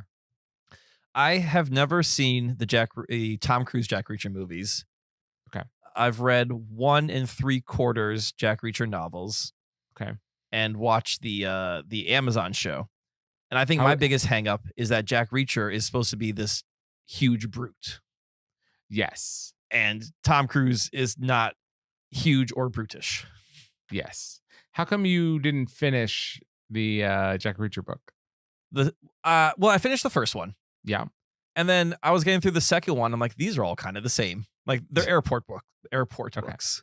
And yeah, so I was just like, okay, I don't need to continue reading this anymore. Okay. So They're disposable. That's what you're saying. yeah, I would say like read if you're interested, read the first one. That kind of gives you the idea of the genre. And then I think every other book after that's kind of the same. He shows up, there's a conspiracy, he gets involved, saves the day, finds the girl. Yeah. Like in the second one, he's not even involved in the conspiracy. He just like happens to be in the wrong place at the wrong time. Like, wow, they didn't even give him a reason to be involved in this. Like who cares what he's just gonna be, he got kidnapped also. And now he's there. So I'll take your word for it. yeah. My number 4 is a 2023 movie titled Problemista, which is an A24 movie. This is like a dramedy with like a surrealist presentation. Speaking of Michel Gondry, definitely a movie that will remind you of Michel Gondry. Maybe a little less crass than some Michel Gondry films can go. Certainly the movie Zach was talking about with the poop dilemma. There's nothing like that happening in this movie, but some similar vibes, I would say. It's about this guy from El Salvador who is in the United States. He has a job. His staying in the country depends on him holding a job and having a sponsor, basically. And he loses the job, and now he has 30 days to find a new sponsor in order to stay in the United States, because his ultimate goal is to get a job at Hasbro and design toys for Hasbro. And so he is having a hard time making connections with people at Hasbro. And he's just trying to find a job to not get kicked out of the country within 30 days. He meets this eccentric woman named Tilda Swinton, who I could give you more plot details, but it's very wacky. And so I'm not going to give you a whole lot of more plot details. Just know that Tilda Swinton is a woman who flies off the handle in comical ways. She gets real angry whenever she feels slighted and just kind of chews people out. And over the course of the movie, he is like the one person she won't chew out, basically. Like she likes him for some reason. He becomes her assistant and her unpaid assistant. And so he's trying to get her to pay him and sponsor him so that he can stay in the country. And she keeps kicking the can down the road as far as when she's going to bring him on staff type of thing. And it's kind of a relationship movie that has this strange, interesting presentation to it.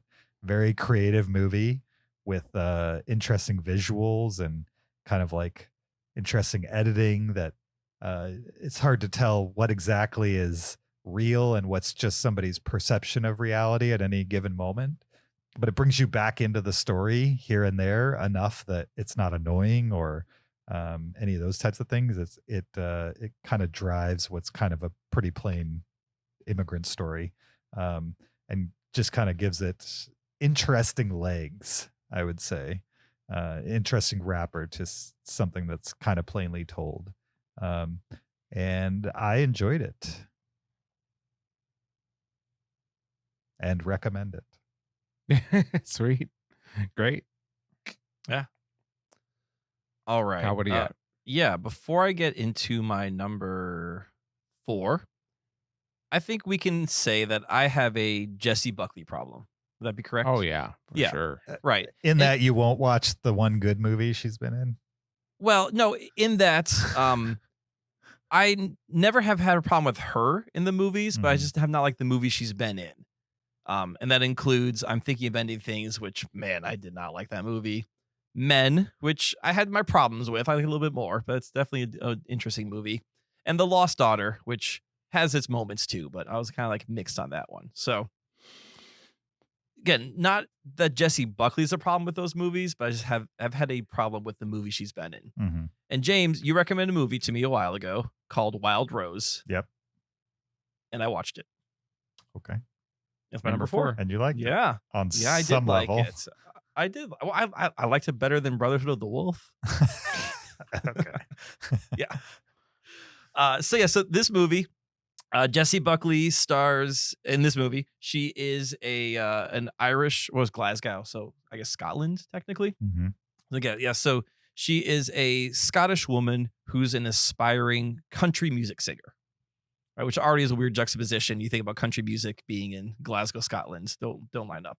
However, she is not the most stable person. When we see her, she's fresh out of prison. She has 2 young kids at home that her mother's been taking care of, and she's trying to pursue this dream of being a country music singer, which again seems a little silly given like her circumstances where she lives. You know, she wants to travel to Nashville, but at the same time, she's trying to accept the fact that she is a mother and she has kids and has these responsibilities. And this is a movie where it can feel a little formulaic at times because you're watching a person continually make the wrong decision, which can be hard to do in a movie. And you kind of know that, okay, this is a movie where I'm going to watch someone who I want to succeed continue to fail in the way I don't want them to fail, right? They're going to keep making the wrong decision throughout.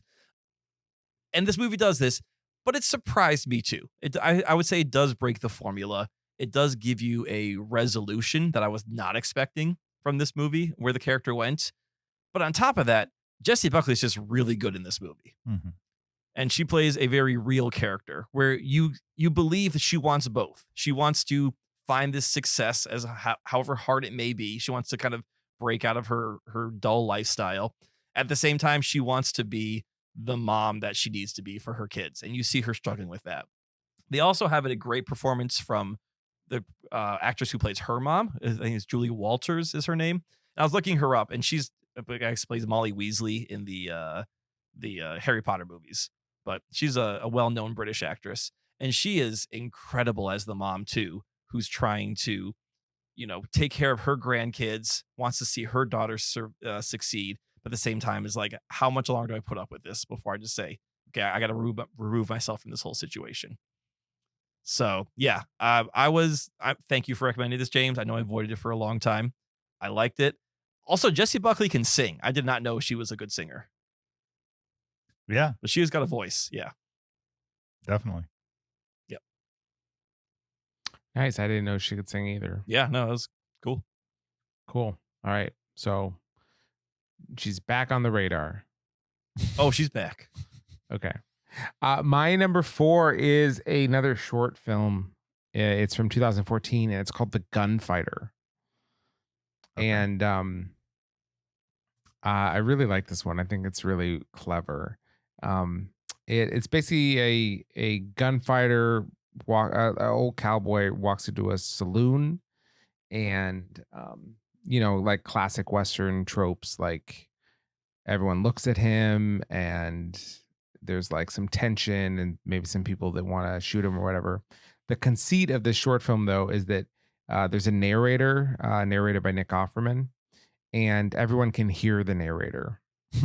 And so as he walks in, the narrator's like talking about him walking in and noticing people, and then they like call out like who's talking, like where's that voice coming from? And then he starts like outing people. He says like, little does he know that 2 guys are about to pull a gun on him, from behind him on the thing. And he looks over and they're caught basically because the narrator has outed them.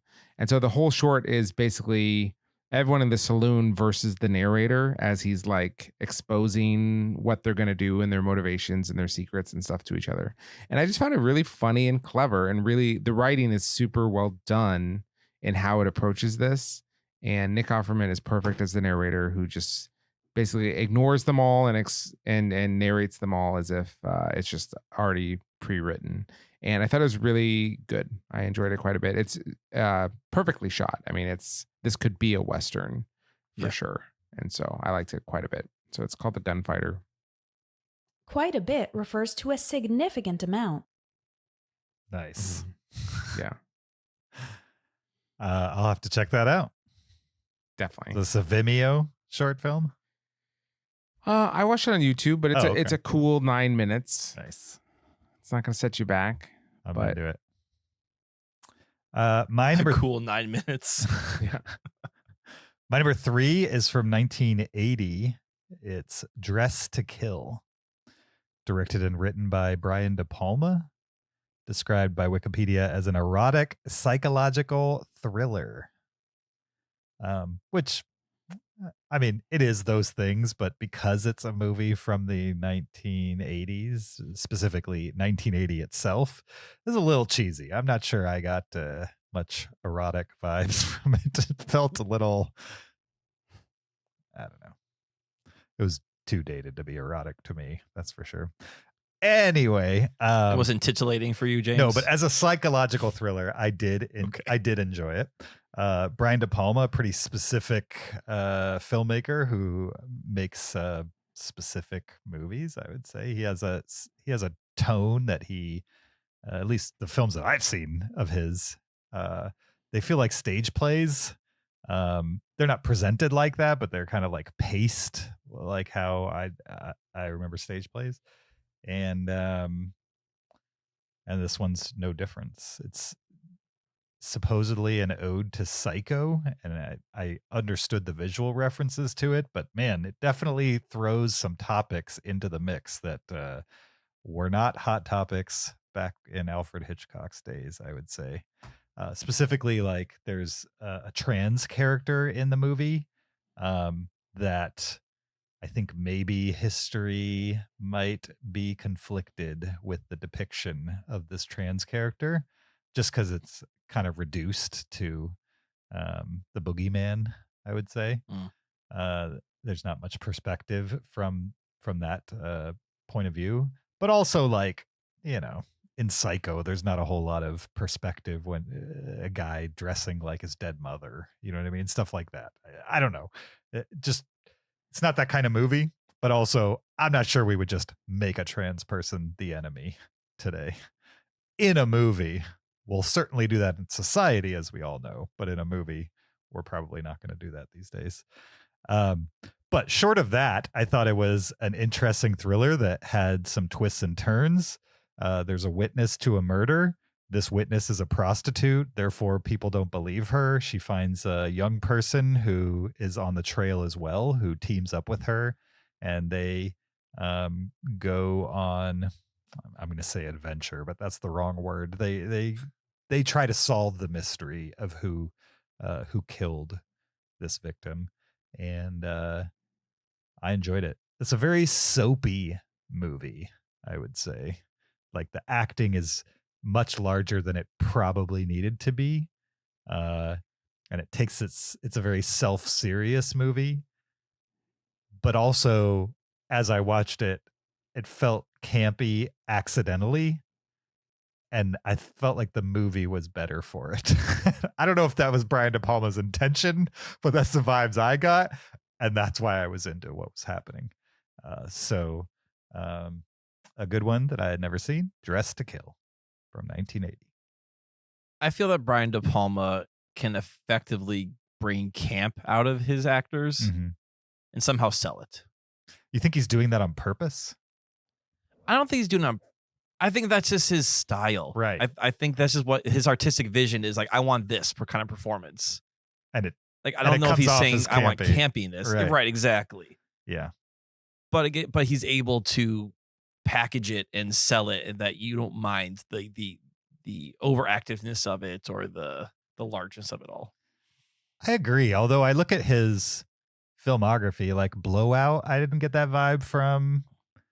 Casualties of War, Bonfire of the Vanities, Carlito's Way, the first Mission Impossible. They're not. You don't get that from Carlito's Way or the first Mission Impossible? I definitely don't get it from Mission Impossible. It's been a while since I've seen Carlito's Way. I don't really, I don't really remember that movie enough to remember. Like, I would say the first Mission Impossible is your both goriest and sexiest of the Mission Impossible movies. I don't think of those movies as sexy at all. None of them. Well, no, I'm not saying it's a sexy movie. I'm saying, like, in the Mission Impossible franchise, it is the sexiest of them. And I think a lot of that is Brian De Palma.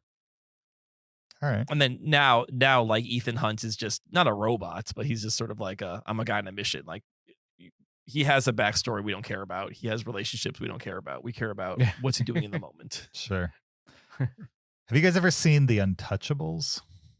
Oh yeah. Oh, that's also over the top. That's Yeah. a Brian De Palma That's- movie. I haven't seen. Yeah, with the Yeah, I very mean, over the top. yeah, you've got with De Niro doing a huge Al Capone impression. That's probably my next Brian De Palma movie. Okay. You should watch the Battleship Potemkin first, and then watch. Agreed. That was way before Brian De Palma.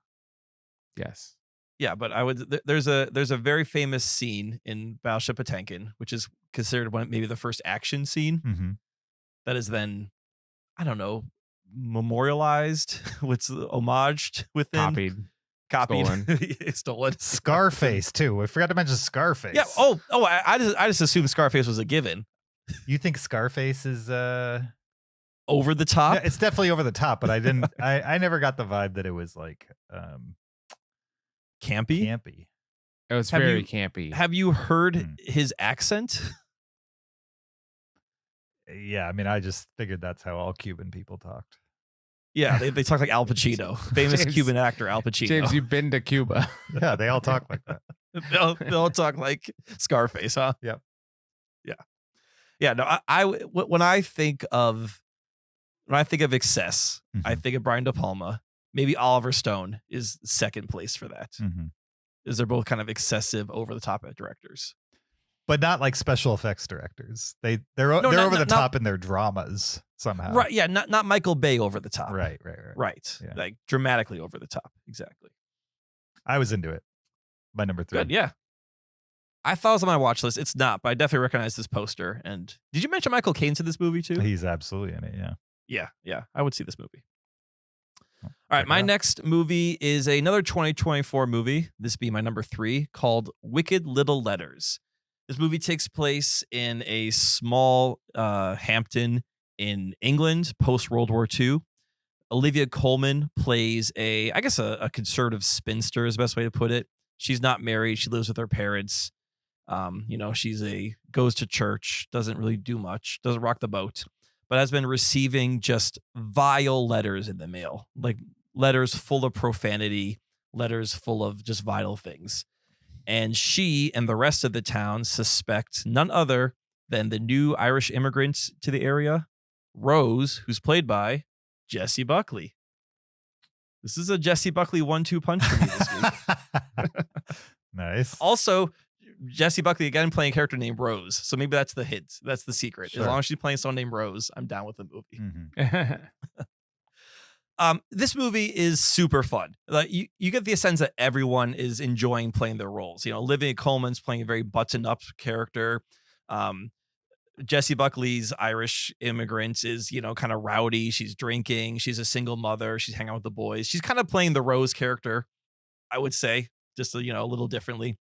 The rest of the women in town kind of band together to try and figure out who is actually sending these letters, these wicked little letters.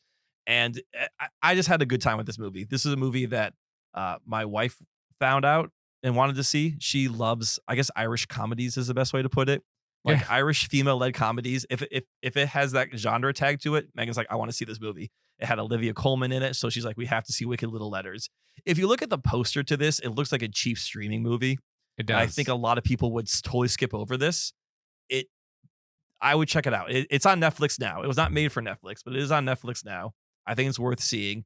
And you're just going to get a lot of fun, especially from the Olivia Colman and Jessie Buckley characters, because they're just having a good time playing it up.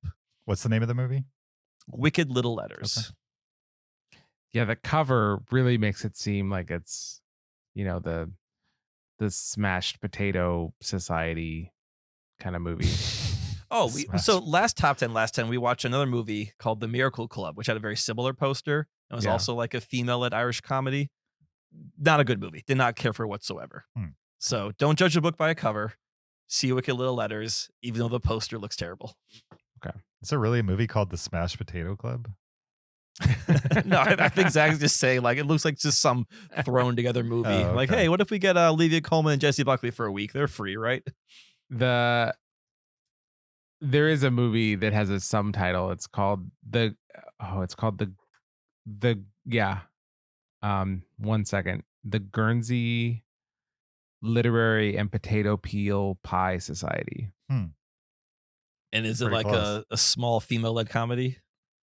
It's it stars people you'd recognize, and Lily James is in it, and it is people writing a book about their experiences during the war in Europe. Where they had to peel potatoes, evidently.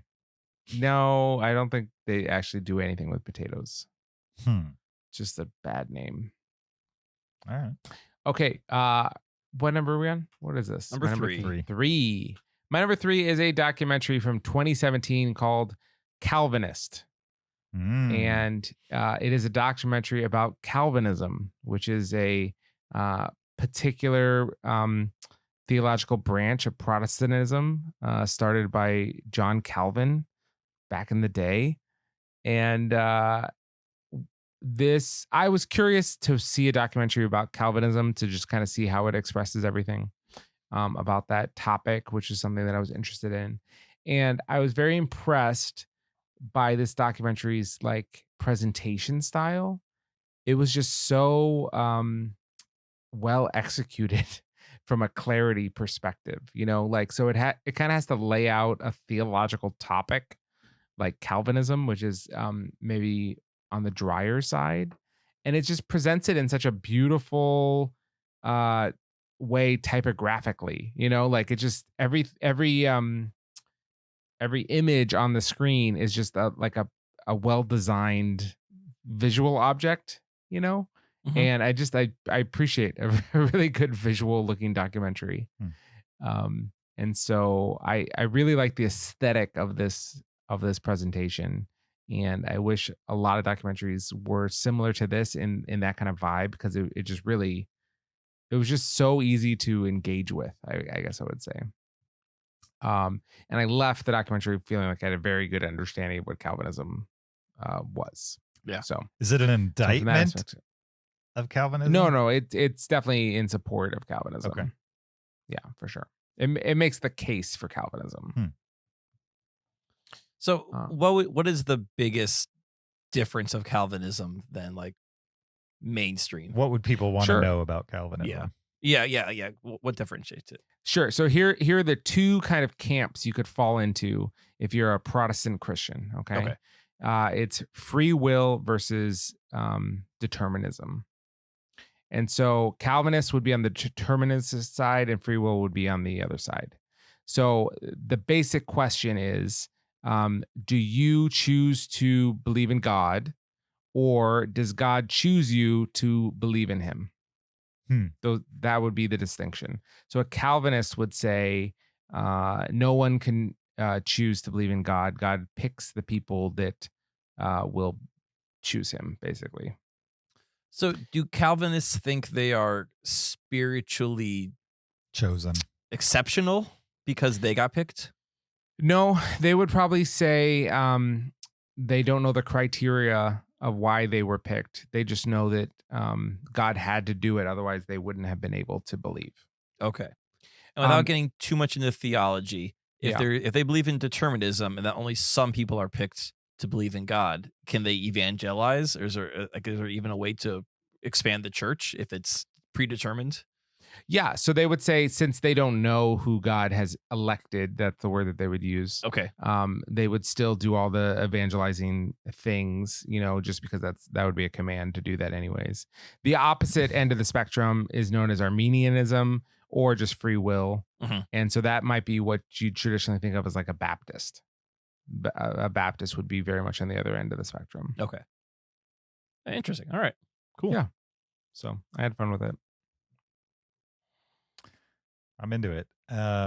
We got to pass that to Amanda, my sister, who's like, Oh, yeah. It sounds like something right up her alley for sure. Yeah. She's probably very reform is the other word that describes a Calvinist. She's very reform. Right. Kyle, did you watch First Reformed? I need to. I have not seen it yet. Ethan Hawke movie. Yeah, absolutely. I think you would really enjoy First Reformed. All right. We're on number 2. This is my second favorite movie of the last 10 that I saw. And it's a 24 movie called I Saw the TV Glow, which was in theaters a few months back. That's where I saw it. I was curious about this. Yeah, it's directed by Jane Schoenbaum, who directed a movie that came out a couple years ago called Something the World's Fair. I'm forgetting. I think it's called At the World's Fair. At the World's Fair? Yeah.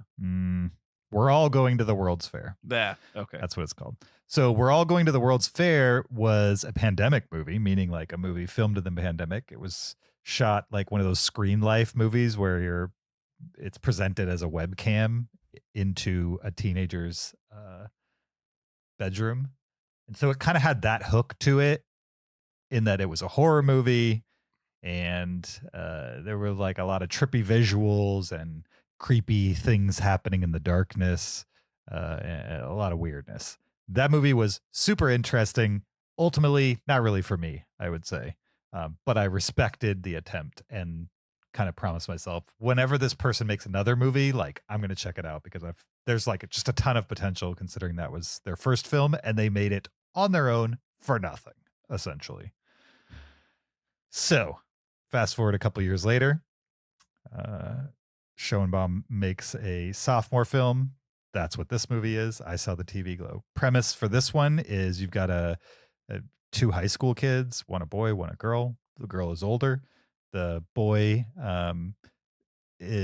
sees a preview for a TV show, like a Buffy the Vampire Hunter, Charmed-esque, Goosebumps-esque TV show for teenagers on TV, and his parents won't allow him to watch it because it's too young. He meets this girl at school who's older, who is into the show, and she says, why don't you just come over to my house and watch it at my house since your parents won't let you watch it? So they become fast friends and bond over the television show.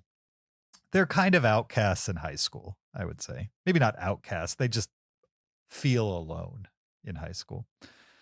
And this movie is like the closest I can think of to like a David Lynch movie made by a modern filmmaker.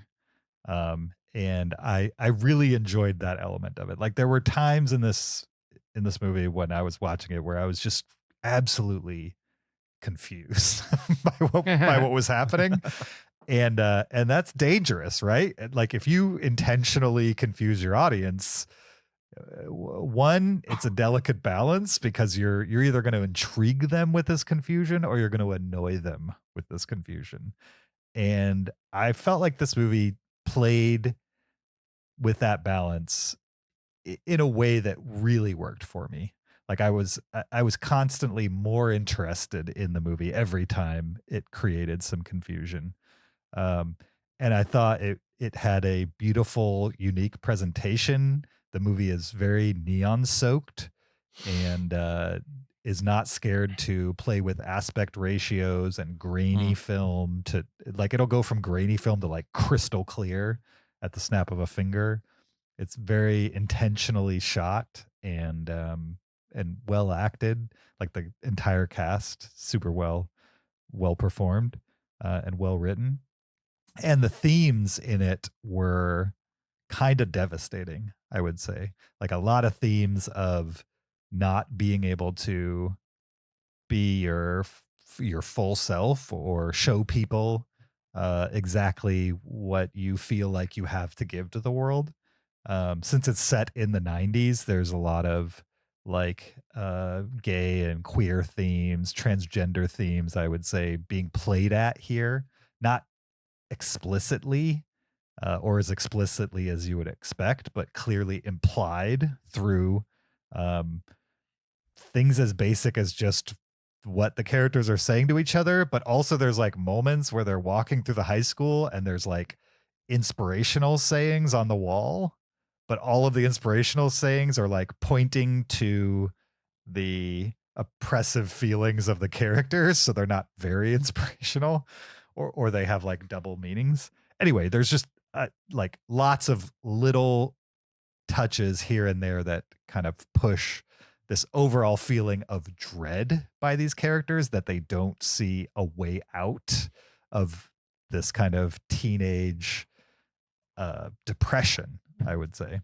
And that both the girl character and the boy character in the film have similar feelings, but they're expressed in different ways. One is very rebellious, and one apologizes for existing, I would say, and is just like doesn't own it, and isn't in an environment where you could own it in a healthy way. And so on top of that, there's like a couple stunt castings in here that I thought was pretty interesting. Like Fred Durst, of all people, the lead singer of Limp Bizkit, is in this movie. And if you listen to $3 Bill Y'all, their first album, it is a very homophobic album, I would say. Yes. Yeah. And so for him to show up in this movie felt interesting to me, because now he's a guy in his 50s who maybe, I don't know if he would be super proud of that album. I'm sure he is from a musicality perspective, but probably not some of the content from that album would he be super proud of nowadays. On top of that, he pretty much only has one line, and that line is, "Isn't that TV show for girls?" Like he says that to his son after his son tells him that he's really into this TV show. There's a couple others that I'll leave on the floor for people to discover as they watch the movie, but I found that element interesting. I just thought it was super inventive and well made and risky on top of everything. And it really worked for me. And I'm not sure everybody's experience with it would be exactly the same as mine. But I think if you're into challenging movies, if you like David Lynch movies of that type, that you should definitely give I Saw the TV Glow a swing. It's advertised like a horror movie, and it certainly has elements of that, but very lightly. It's far more a Lynch movie than it is what you'd expect of like an A24 horror movie, for sure. More weirdness than gore. I was going to ask that because it looks like a horror movie. Like I would say the presentation looks like a horror movie, but everything I've heard about it doesn't make it sound like a horror movie whatsoever. Almost no gore in it, just weirdness. Okay. It's weirdness. Okay. Almost no gore. Interesting. Like the gore that's in there is from the TV show that's presented like a 90s teenage, Charmed or Buffy the Vampire Slayer. So it's very, cheesy intentionally. Anyway, I really enjoyed it. I've talked too much about it. I Saw the TV Glow. Go check it out if it sounds like it's up your alley. Cool. I'm intrigued by that one. All right, my number 2 is another James Top 100. This is 1989's Parenthood, directed by Ron Howard. Nice. This is a top 10 movie, for me. Yeah. Well, I mean, I enjoyed it. It's number 2 for me. Sure. This movie stars a ton of people.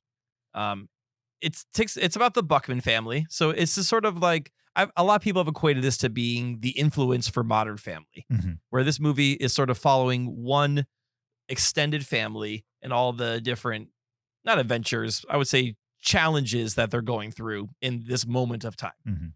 Right. So you've got Steve Martin and Mary Steenburgen are married. They're sort of the main characters. And they are raising tween age children. They're trying to figure out how to do that.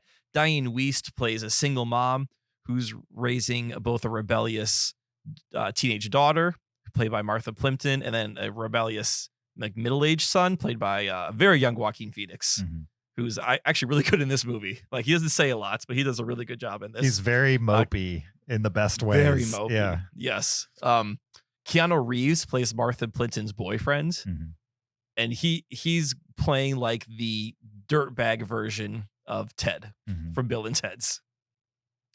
Rick Moranis is in this. He's not part of the family. He's married in, but he and his wife are trying to raise the perfect child. They think they've unlocked the secrets to raising a genius child at a very young age. And then Tom Hulce from Amadeus, he plays the youngest son of the family, the adult son.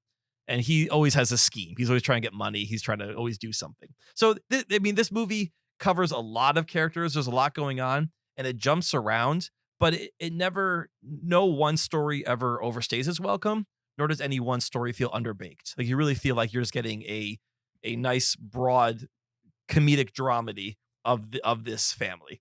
And it's funny. Like I can't think of specific times that I laugh, but it's definitely a comedy. Steve Martin's funny, and it's Keanu Reeves. He has a funny conversation with Joaquin Phoenix. Let's just say about things kids do. That's like awkward for everyone, but is presented very well. This is also a movie of the late 80s. Some of the comedy does not hold up very well. At one point, Steve Martin is worried that his son will become a weirdo because he has to go to therapy, which, like now, like therapy is very accepted within our society. But like back then, like only the weird kids go to therapy. And he has a fantasy sequence that his son shoots up a school. And it's played for laughs. And you're like, yeah, okay, mass shooting.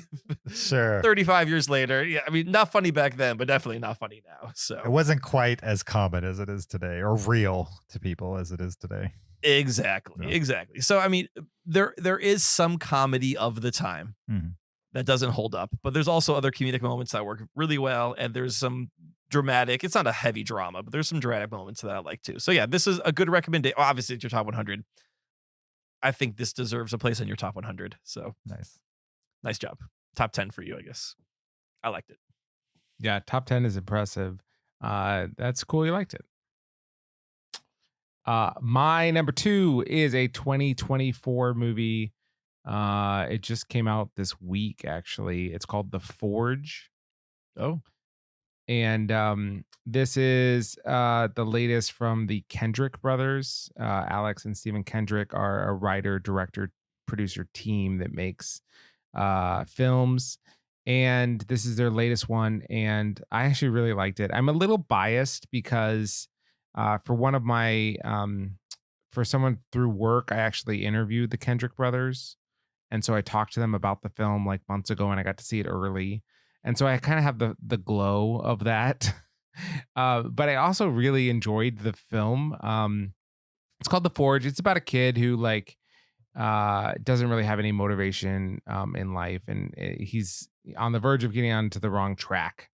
And he meets a business owner who hires him despite the fact that he's probably not going to be great at the job, and decides to mentor him. So it's a movie basically about the power of mentorship.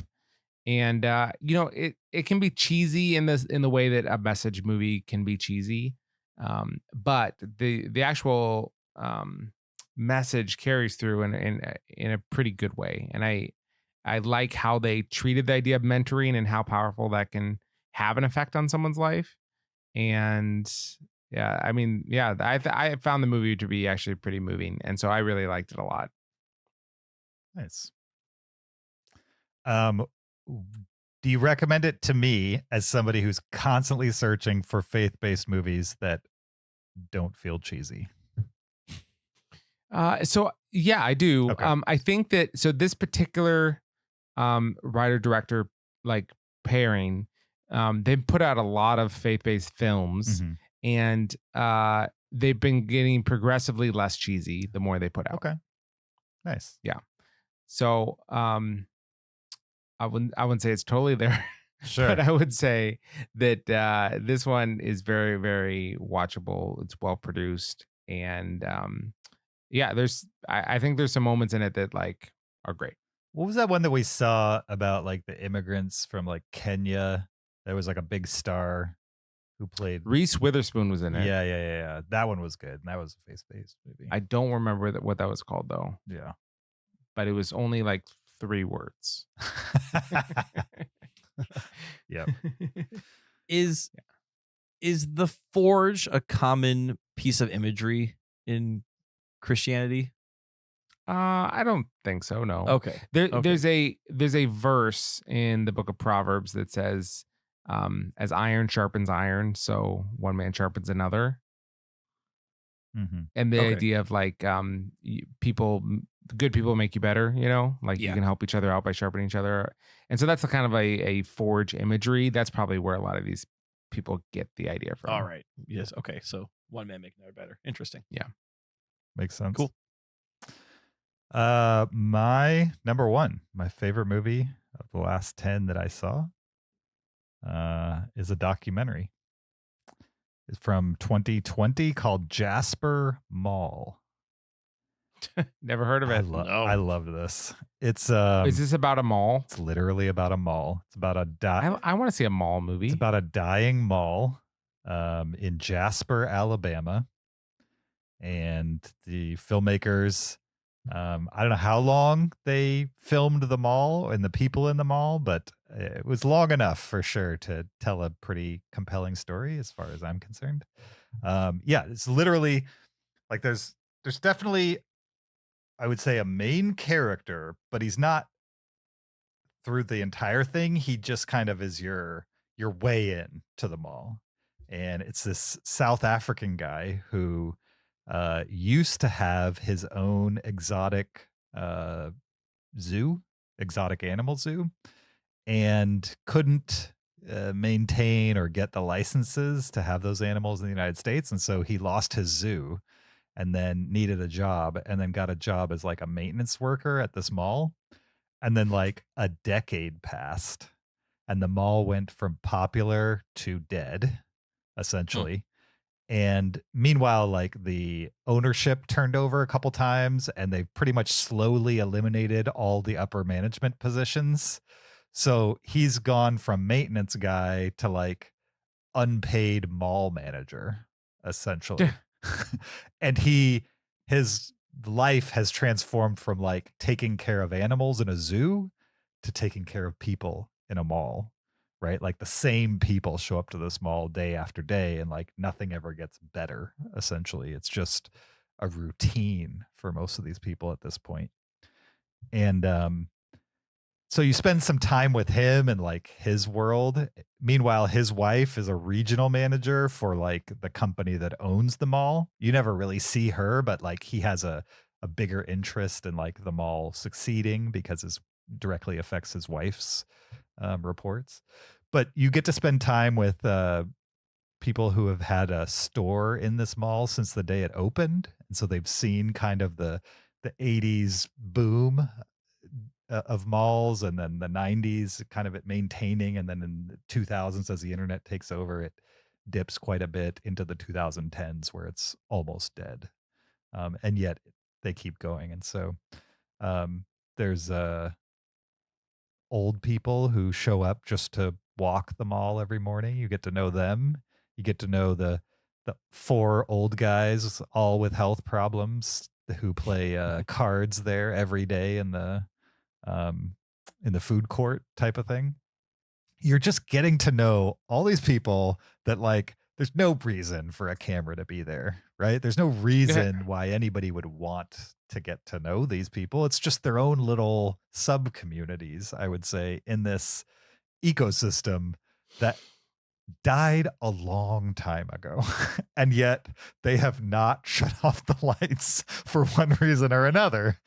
And nobody really has an explanation for how it's still open or like why they're still there, other than they like it. You know what I mean? Like they've built a world here, and they're not giving it up for one reason or another. And some of them can't even explain why, other than it's a community, and they still get something out of it. There's also a little side story of these 2 young people, teenagers, or maybe early 20s, interracial couple in Alabama, and the pressure they're like, there's just a hint of like the types of pressures on them and their relationship being so young and being an interracial couple in a place in the country where that's not as accepted as other places. And I just felt the whole thing to be a relaxing, totally charming watch of normal people going about their day and trying to explain why they don't just move on, essentially. And they're there long enough that like some of them do move on, and some of them are still there, from what I understand. There's a couple short follow-ups on YouTube of people that went to the Jasper Mall after this came out, like years after. And so if you watch the movie, I suggest kind of watching a few of the ones that have the most views on YouTube for that, because you get little updates about what stores are still open and stuff like that, which who cares, right? but I was so invested in whether the mall was still open, whether it survived COVID, because all of this was shot before COVID, and who was still there. And yeah, it's kind of unique. There's a director that like directs movies, documentaries specifically, that are just kind of about normal places, but he like embeds himself for a few years on each documentary. I'm forgetting the name of him.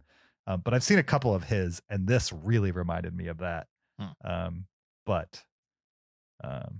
Yeah, I liked it a lot. I think some people will be bored by it, but if you like to people watch, and if you like small stories that just will never be your life, but is intriguing why people make the decisions they make, if you like the idea of like exploring community, this is a good depiction of that. Anyway, Jasper Mall, my favorite movie of the last 10 I watched. Nice. Cool. Sounds interesting. I took Galen to a mall for the first time this past weekend. Nice. Yeah. Was it a dead mall Never or been. like pretty full? I mean, it's the West Town Mall in Madison. I would say it's limping along. It's still there. Okay. He'd never been to a mall before. Never been to a mall before. I mean, Wow. like, there's not really a reason to go to malls much anymore. Like we've been to like, you know, like we were at Dick's Sporting Goods. He's been in there multiple times, so that's like one of the flagship stores. But we never actually like went Into the through mall. the space into the actual mall. I was like, and we had some time. I'm like, hey, you want to see the mall? He's like, sure, okay. And he thought it was great. He was like, there's an arcade, there's food, Yeah. there's gumball machines. Like, Sure. My kids have been to a couple different birthday parties that are at the arcade in a mall, okay. and like the Apple stores are in a mall, so we'll Right. like go through there. We'll take him to like Hilldale Mall, but that's like the bougie outdoor walking mall. You know, that's not your big old just complex mall. So Orlando's weird. It's like most of the malls are dead, if not dying. And then there's like 2 that do very, very well Yeah, it's true. for some reason. it's probably just concentrated. Like there's not a need for 12 malls, but 2 could be sustained. So It's a tourism yeah. thing too. I think tourists keep those 2 malls as healthy as they are. right. Well, and the malls that I'm thinking of, they're all high end. You know, they have all the nice stores in them. Like Florida Mars Mall and and things like Millennia. that. Are those the 2 you're Yeah, thinking of? Yep. Exactly. Yes. Yeah. All right. My number 1, my favorite movie of the last 10 that I watched is a documentary also. This is 2021's The Rescue. And this is the documentary about the Thai cave rescue. Yeah. Yeah. Great. I know you guys have seen this movie, but for everyone else, quick recap. In 2018, a group of 12 boys and their soccer coach in Thailand went into a cave to do some hiking after a game, and the monsoon rains came early, and they essentially got flooded in, and they were trapped in this cave.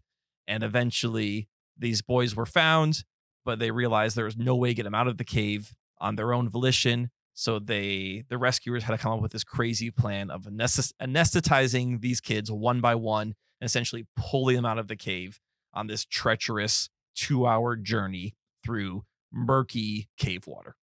So this is kind of the documentary that captures the whole thing. We saw 13 Lives. Was it the Ron Howard movie that was based on this? I think we saw that as a pandemic movie. And I remember you guys saying like, this is good, but you should just watch The Rescue because it's, you know, the same story, but just told so much better. And you're completely correct. Like this movie is The Rescue straight from the mouths of the people who did it. Like, so you're, you know, this combination of footage that they shot of them searching these caves, finding these boys, talking to them, and then these rescuers also in talking heads and discussing kind of what was going through their heads and how they came up with these plans. And the 2 things I found really interesting about this, which I think the movie didn't give us so much about the Ron Howard version, was one, kind of the politics around the whole thing. Because these rescuers most of them were like British divers or Australian divers, and they showed up in Thailand to like help out. And at first the Thai military was like, no, we got this. Like, we don't need outside help. We can do this on our own. We can rescue these boys. The Thai military quickly realized, oh no, we're not equipped for this whatsoever. We can't do this. Like, we need your help. Please come help. And then when these guys eventually came up with this crazy plan of we're going to anesthetize these kids in this drag them out one by one. The morality that they're dealing with of like, this has never been tested, this has never been done. Like, we could kill these kids, right? We could put them under and they could not wake up, they could drown. And it's like one of those things of, they're going to die in this cave because there's no way to get them out. And they're running out of air, they're running out of food. They're going to die in the cave. So do we leave them die in the cave, or do we try and bring them out? And they could die that way also. And that's like, it's like a trolley, the trolley lever dilemma of like, they're gonna die. Do we try anyway? And like, just the morality of like, who can make that decision of, do we do this or not? And then even so much as they were talking about plans of like, hey, we're gonna have cars waiting for you. So if this stuff goes south, we're gonna get you out of the country as fast as we can, because like, we don't want you guys to get the fall for something bad happening. So I mean, it's a thrilling documentary, and you really just get like the intensity of the whole situation and like how impossible this was, and then how amazing that it all worked out according to plan. Yeah, because the whole thing was crazy. How risky it was, and really, there's like 10 people in the world that had the expertise to attempt this. Right. Yes. One of the little details I really liked was the kids didn't realize the media circus going on. So when it was time for them to start being rescued, they decided to send the kid who lived farthest away out first, so he could go home and tell all the other families along the way that everyone's alive. Like, not knowing that like the whole world has been following this story. Yeah. So I thought that was just like a cute little detail. Absolutely. Yeah, that's really great. That's very cool. Okay, my number one is a bingo. It is The Last Stop in Yuma County. That's Wow. bingo.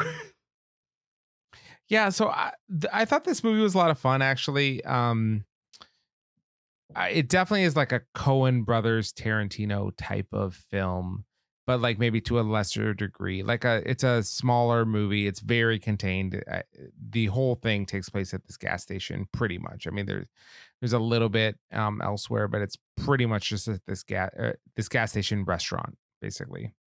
And there's a whole host of characters, and they all have different levels of awareness of what's going on, different characters and motivations and stuff like that. But all centers around this like stolen money and who's going to get the stolen money kind of a thing.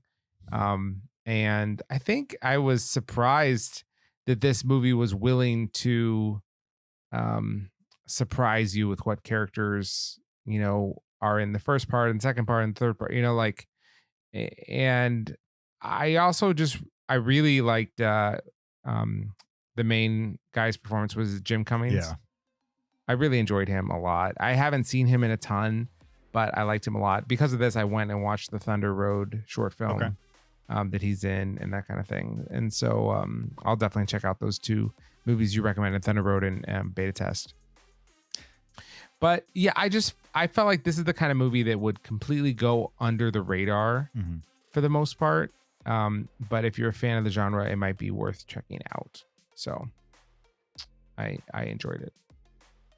I agree. How did you guys both come across this movie? Zach told me about it.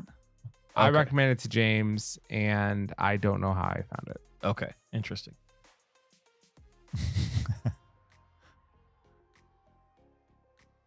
Cool. Well, that was our top 10 last 10 for this episode 646 of the Cinereelists. We appreciate your listenership. Feel free to send in your own top 10 last 10 to heyguys@cinereelists.com. We like seeing what you guys are watching and what you're digging and what you're not digging. That could all be reflected if you just take the last 10 movies you watched and rank them in order and fire them off to us, heyguys@cinereelists.com. And we might even discuss it on a future episode. Also, just to remind you, on our way out, there's a video version of this podcast. Go check it out on YouTube. Support us on Patreon, patreon.com/Cinereelists. Leave us an Apple Podcast review, or follow us on social media on Twitter, Instagram, Facebook, or TikTok @Cinereelists. You could also follow me on my personal Twitter, Letterboxd, or Blue Sky account @YoJRB. You can follow me on Twitter or Letterboxd @Chauvin. Find me on Letterboxd @PeterSKB.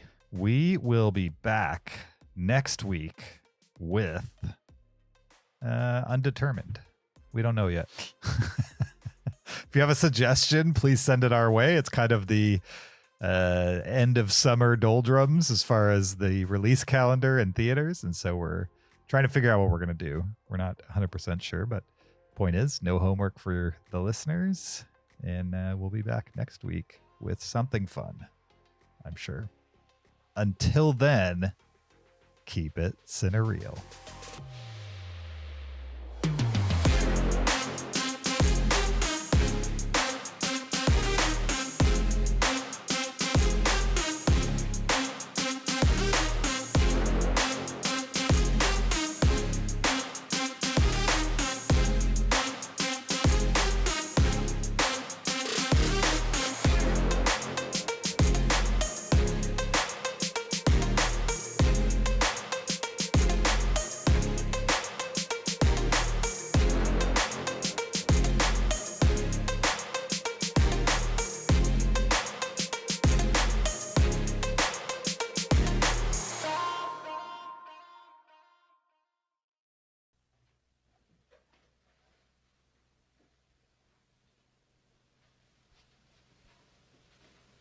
You're still here? It's over. Go home. Go.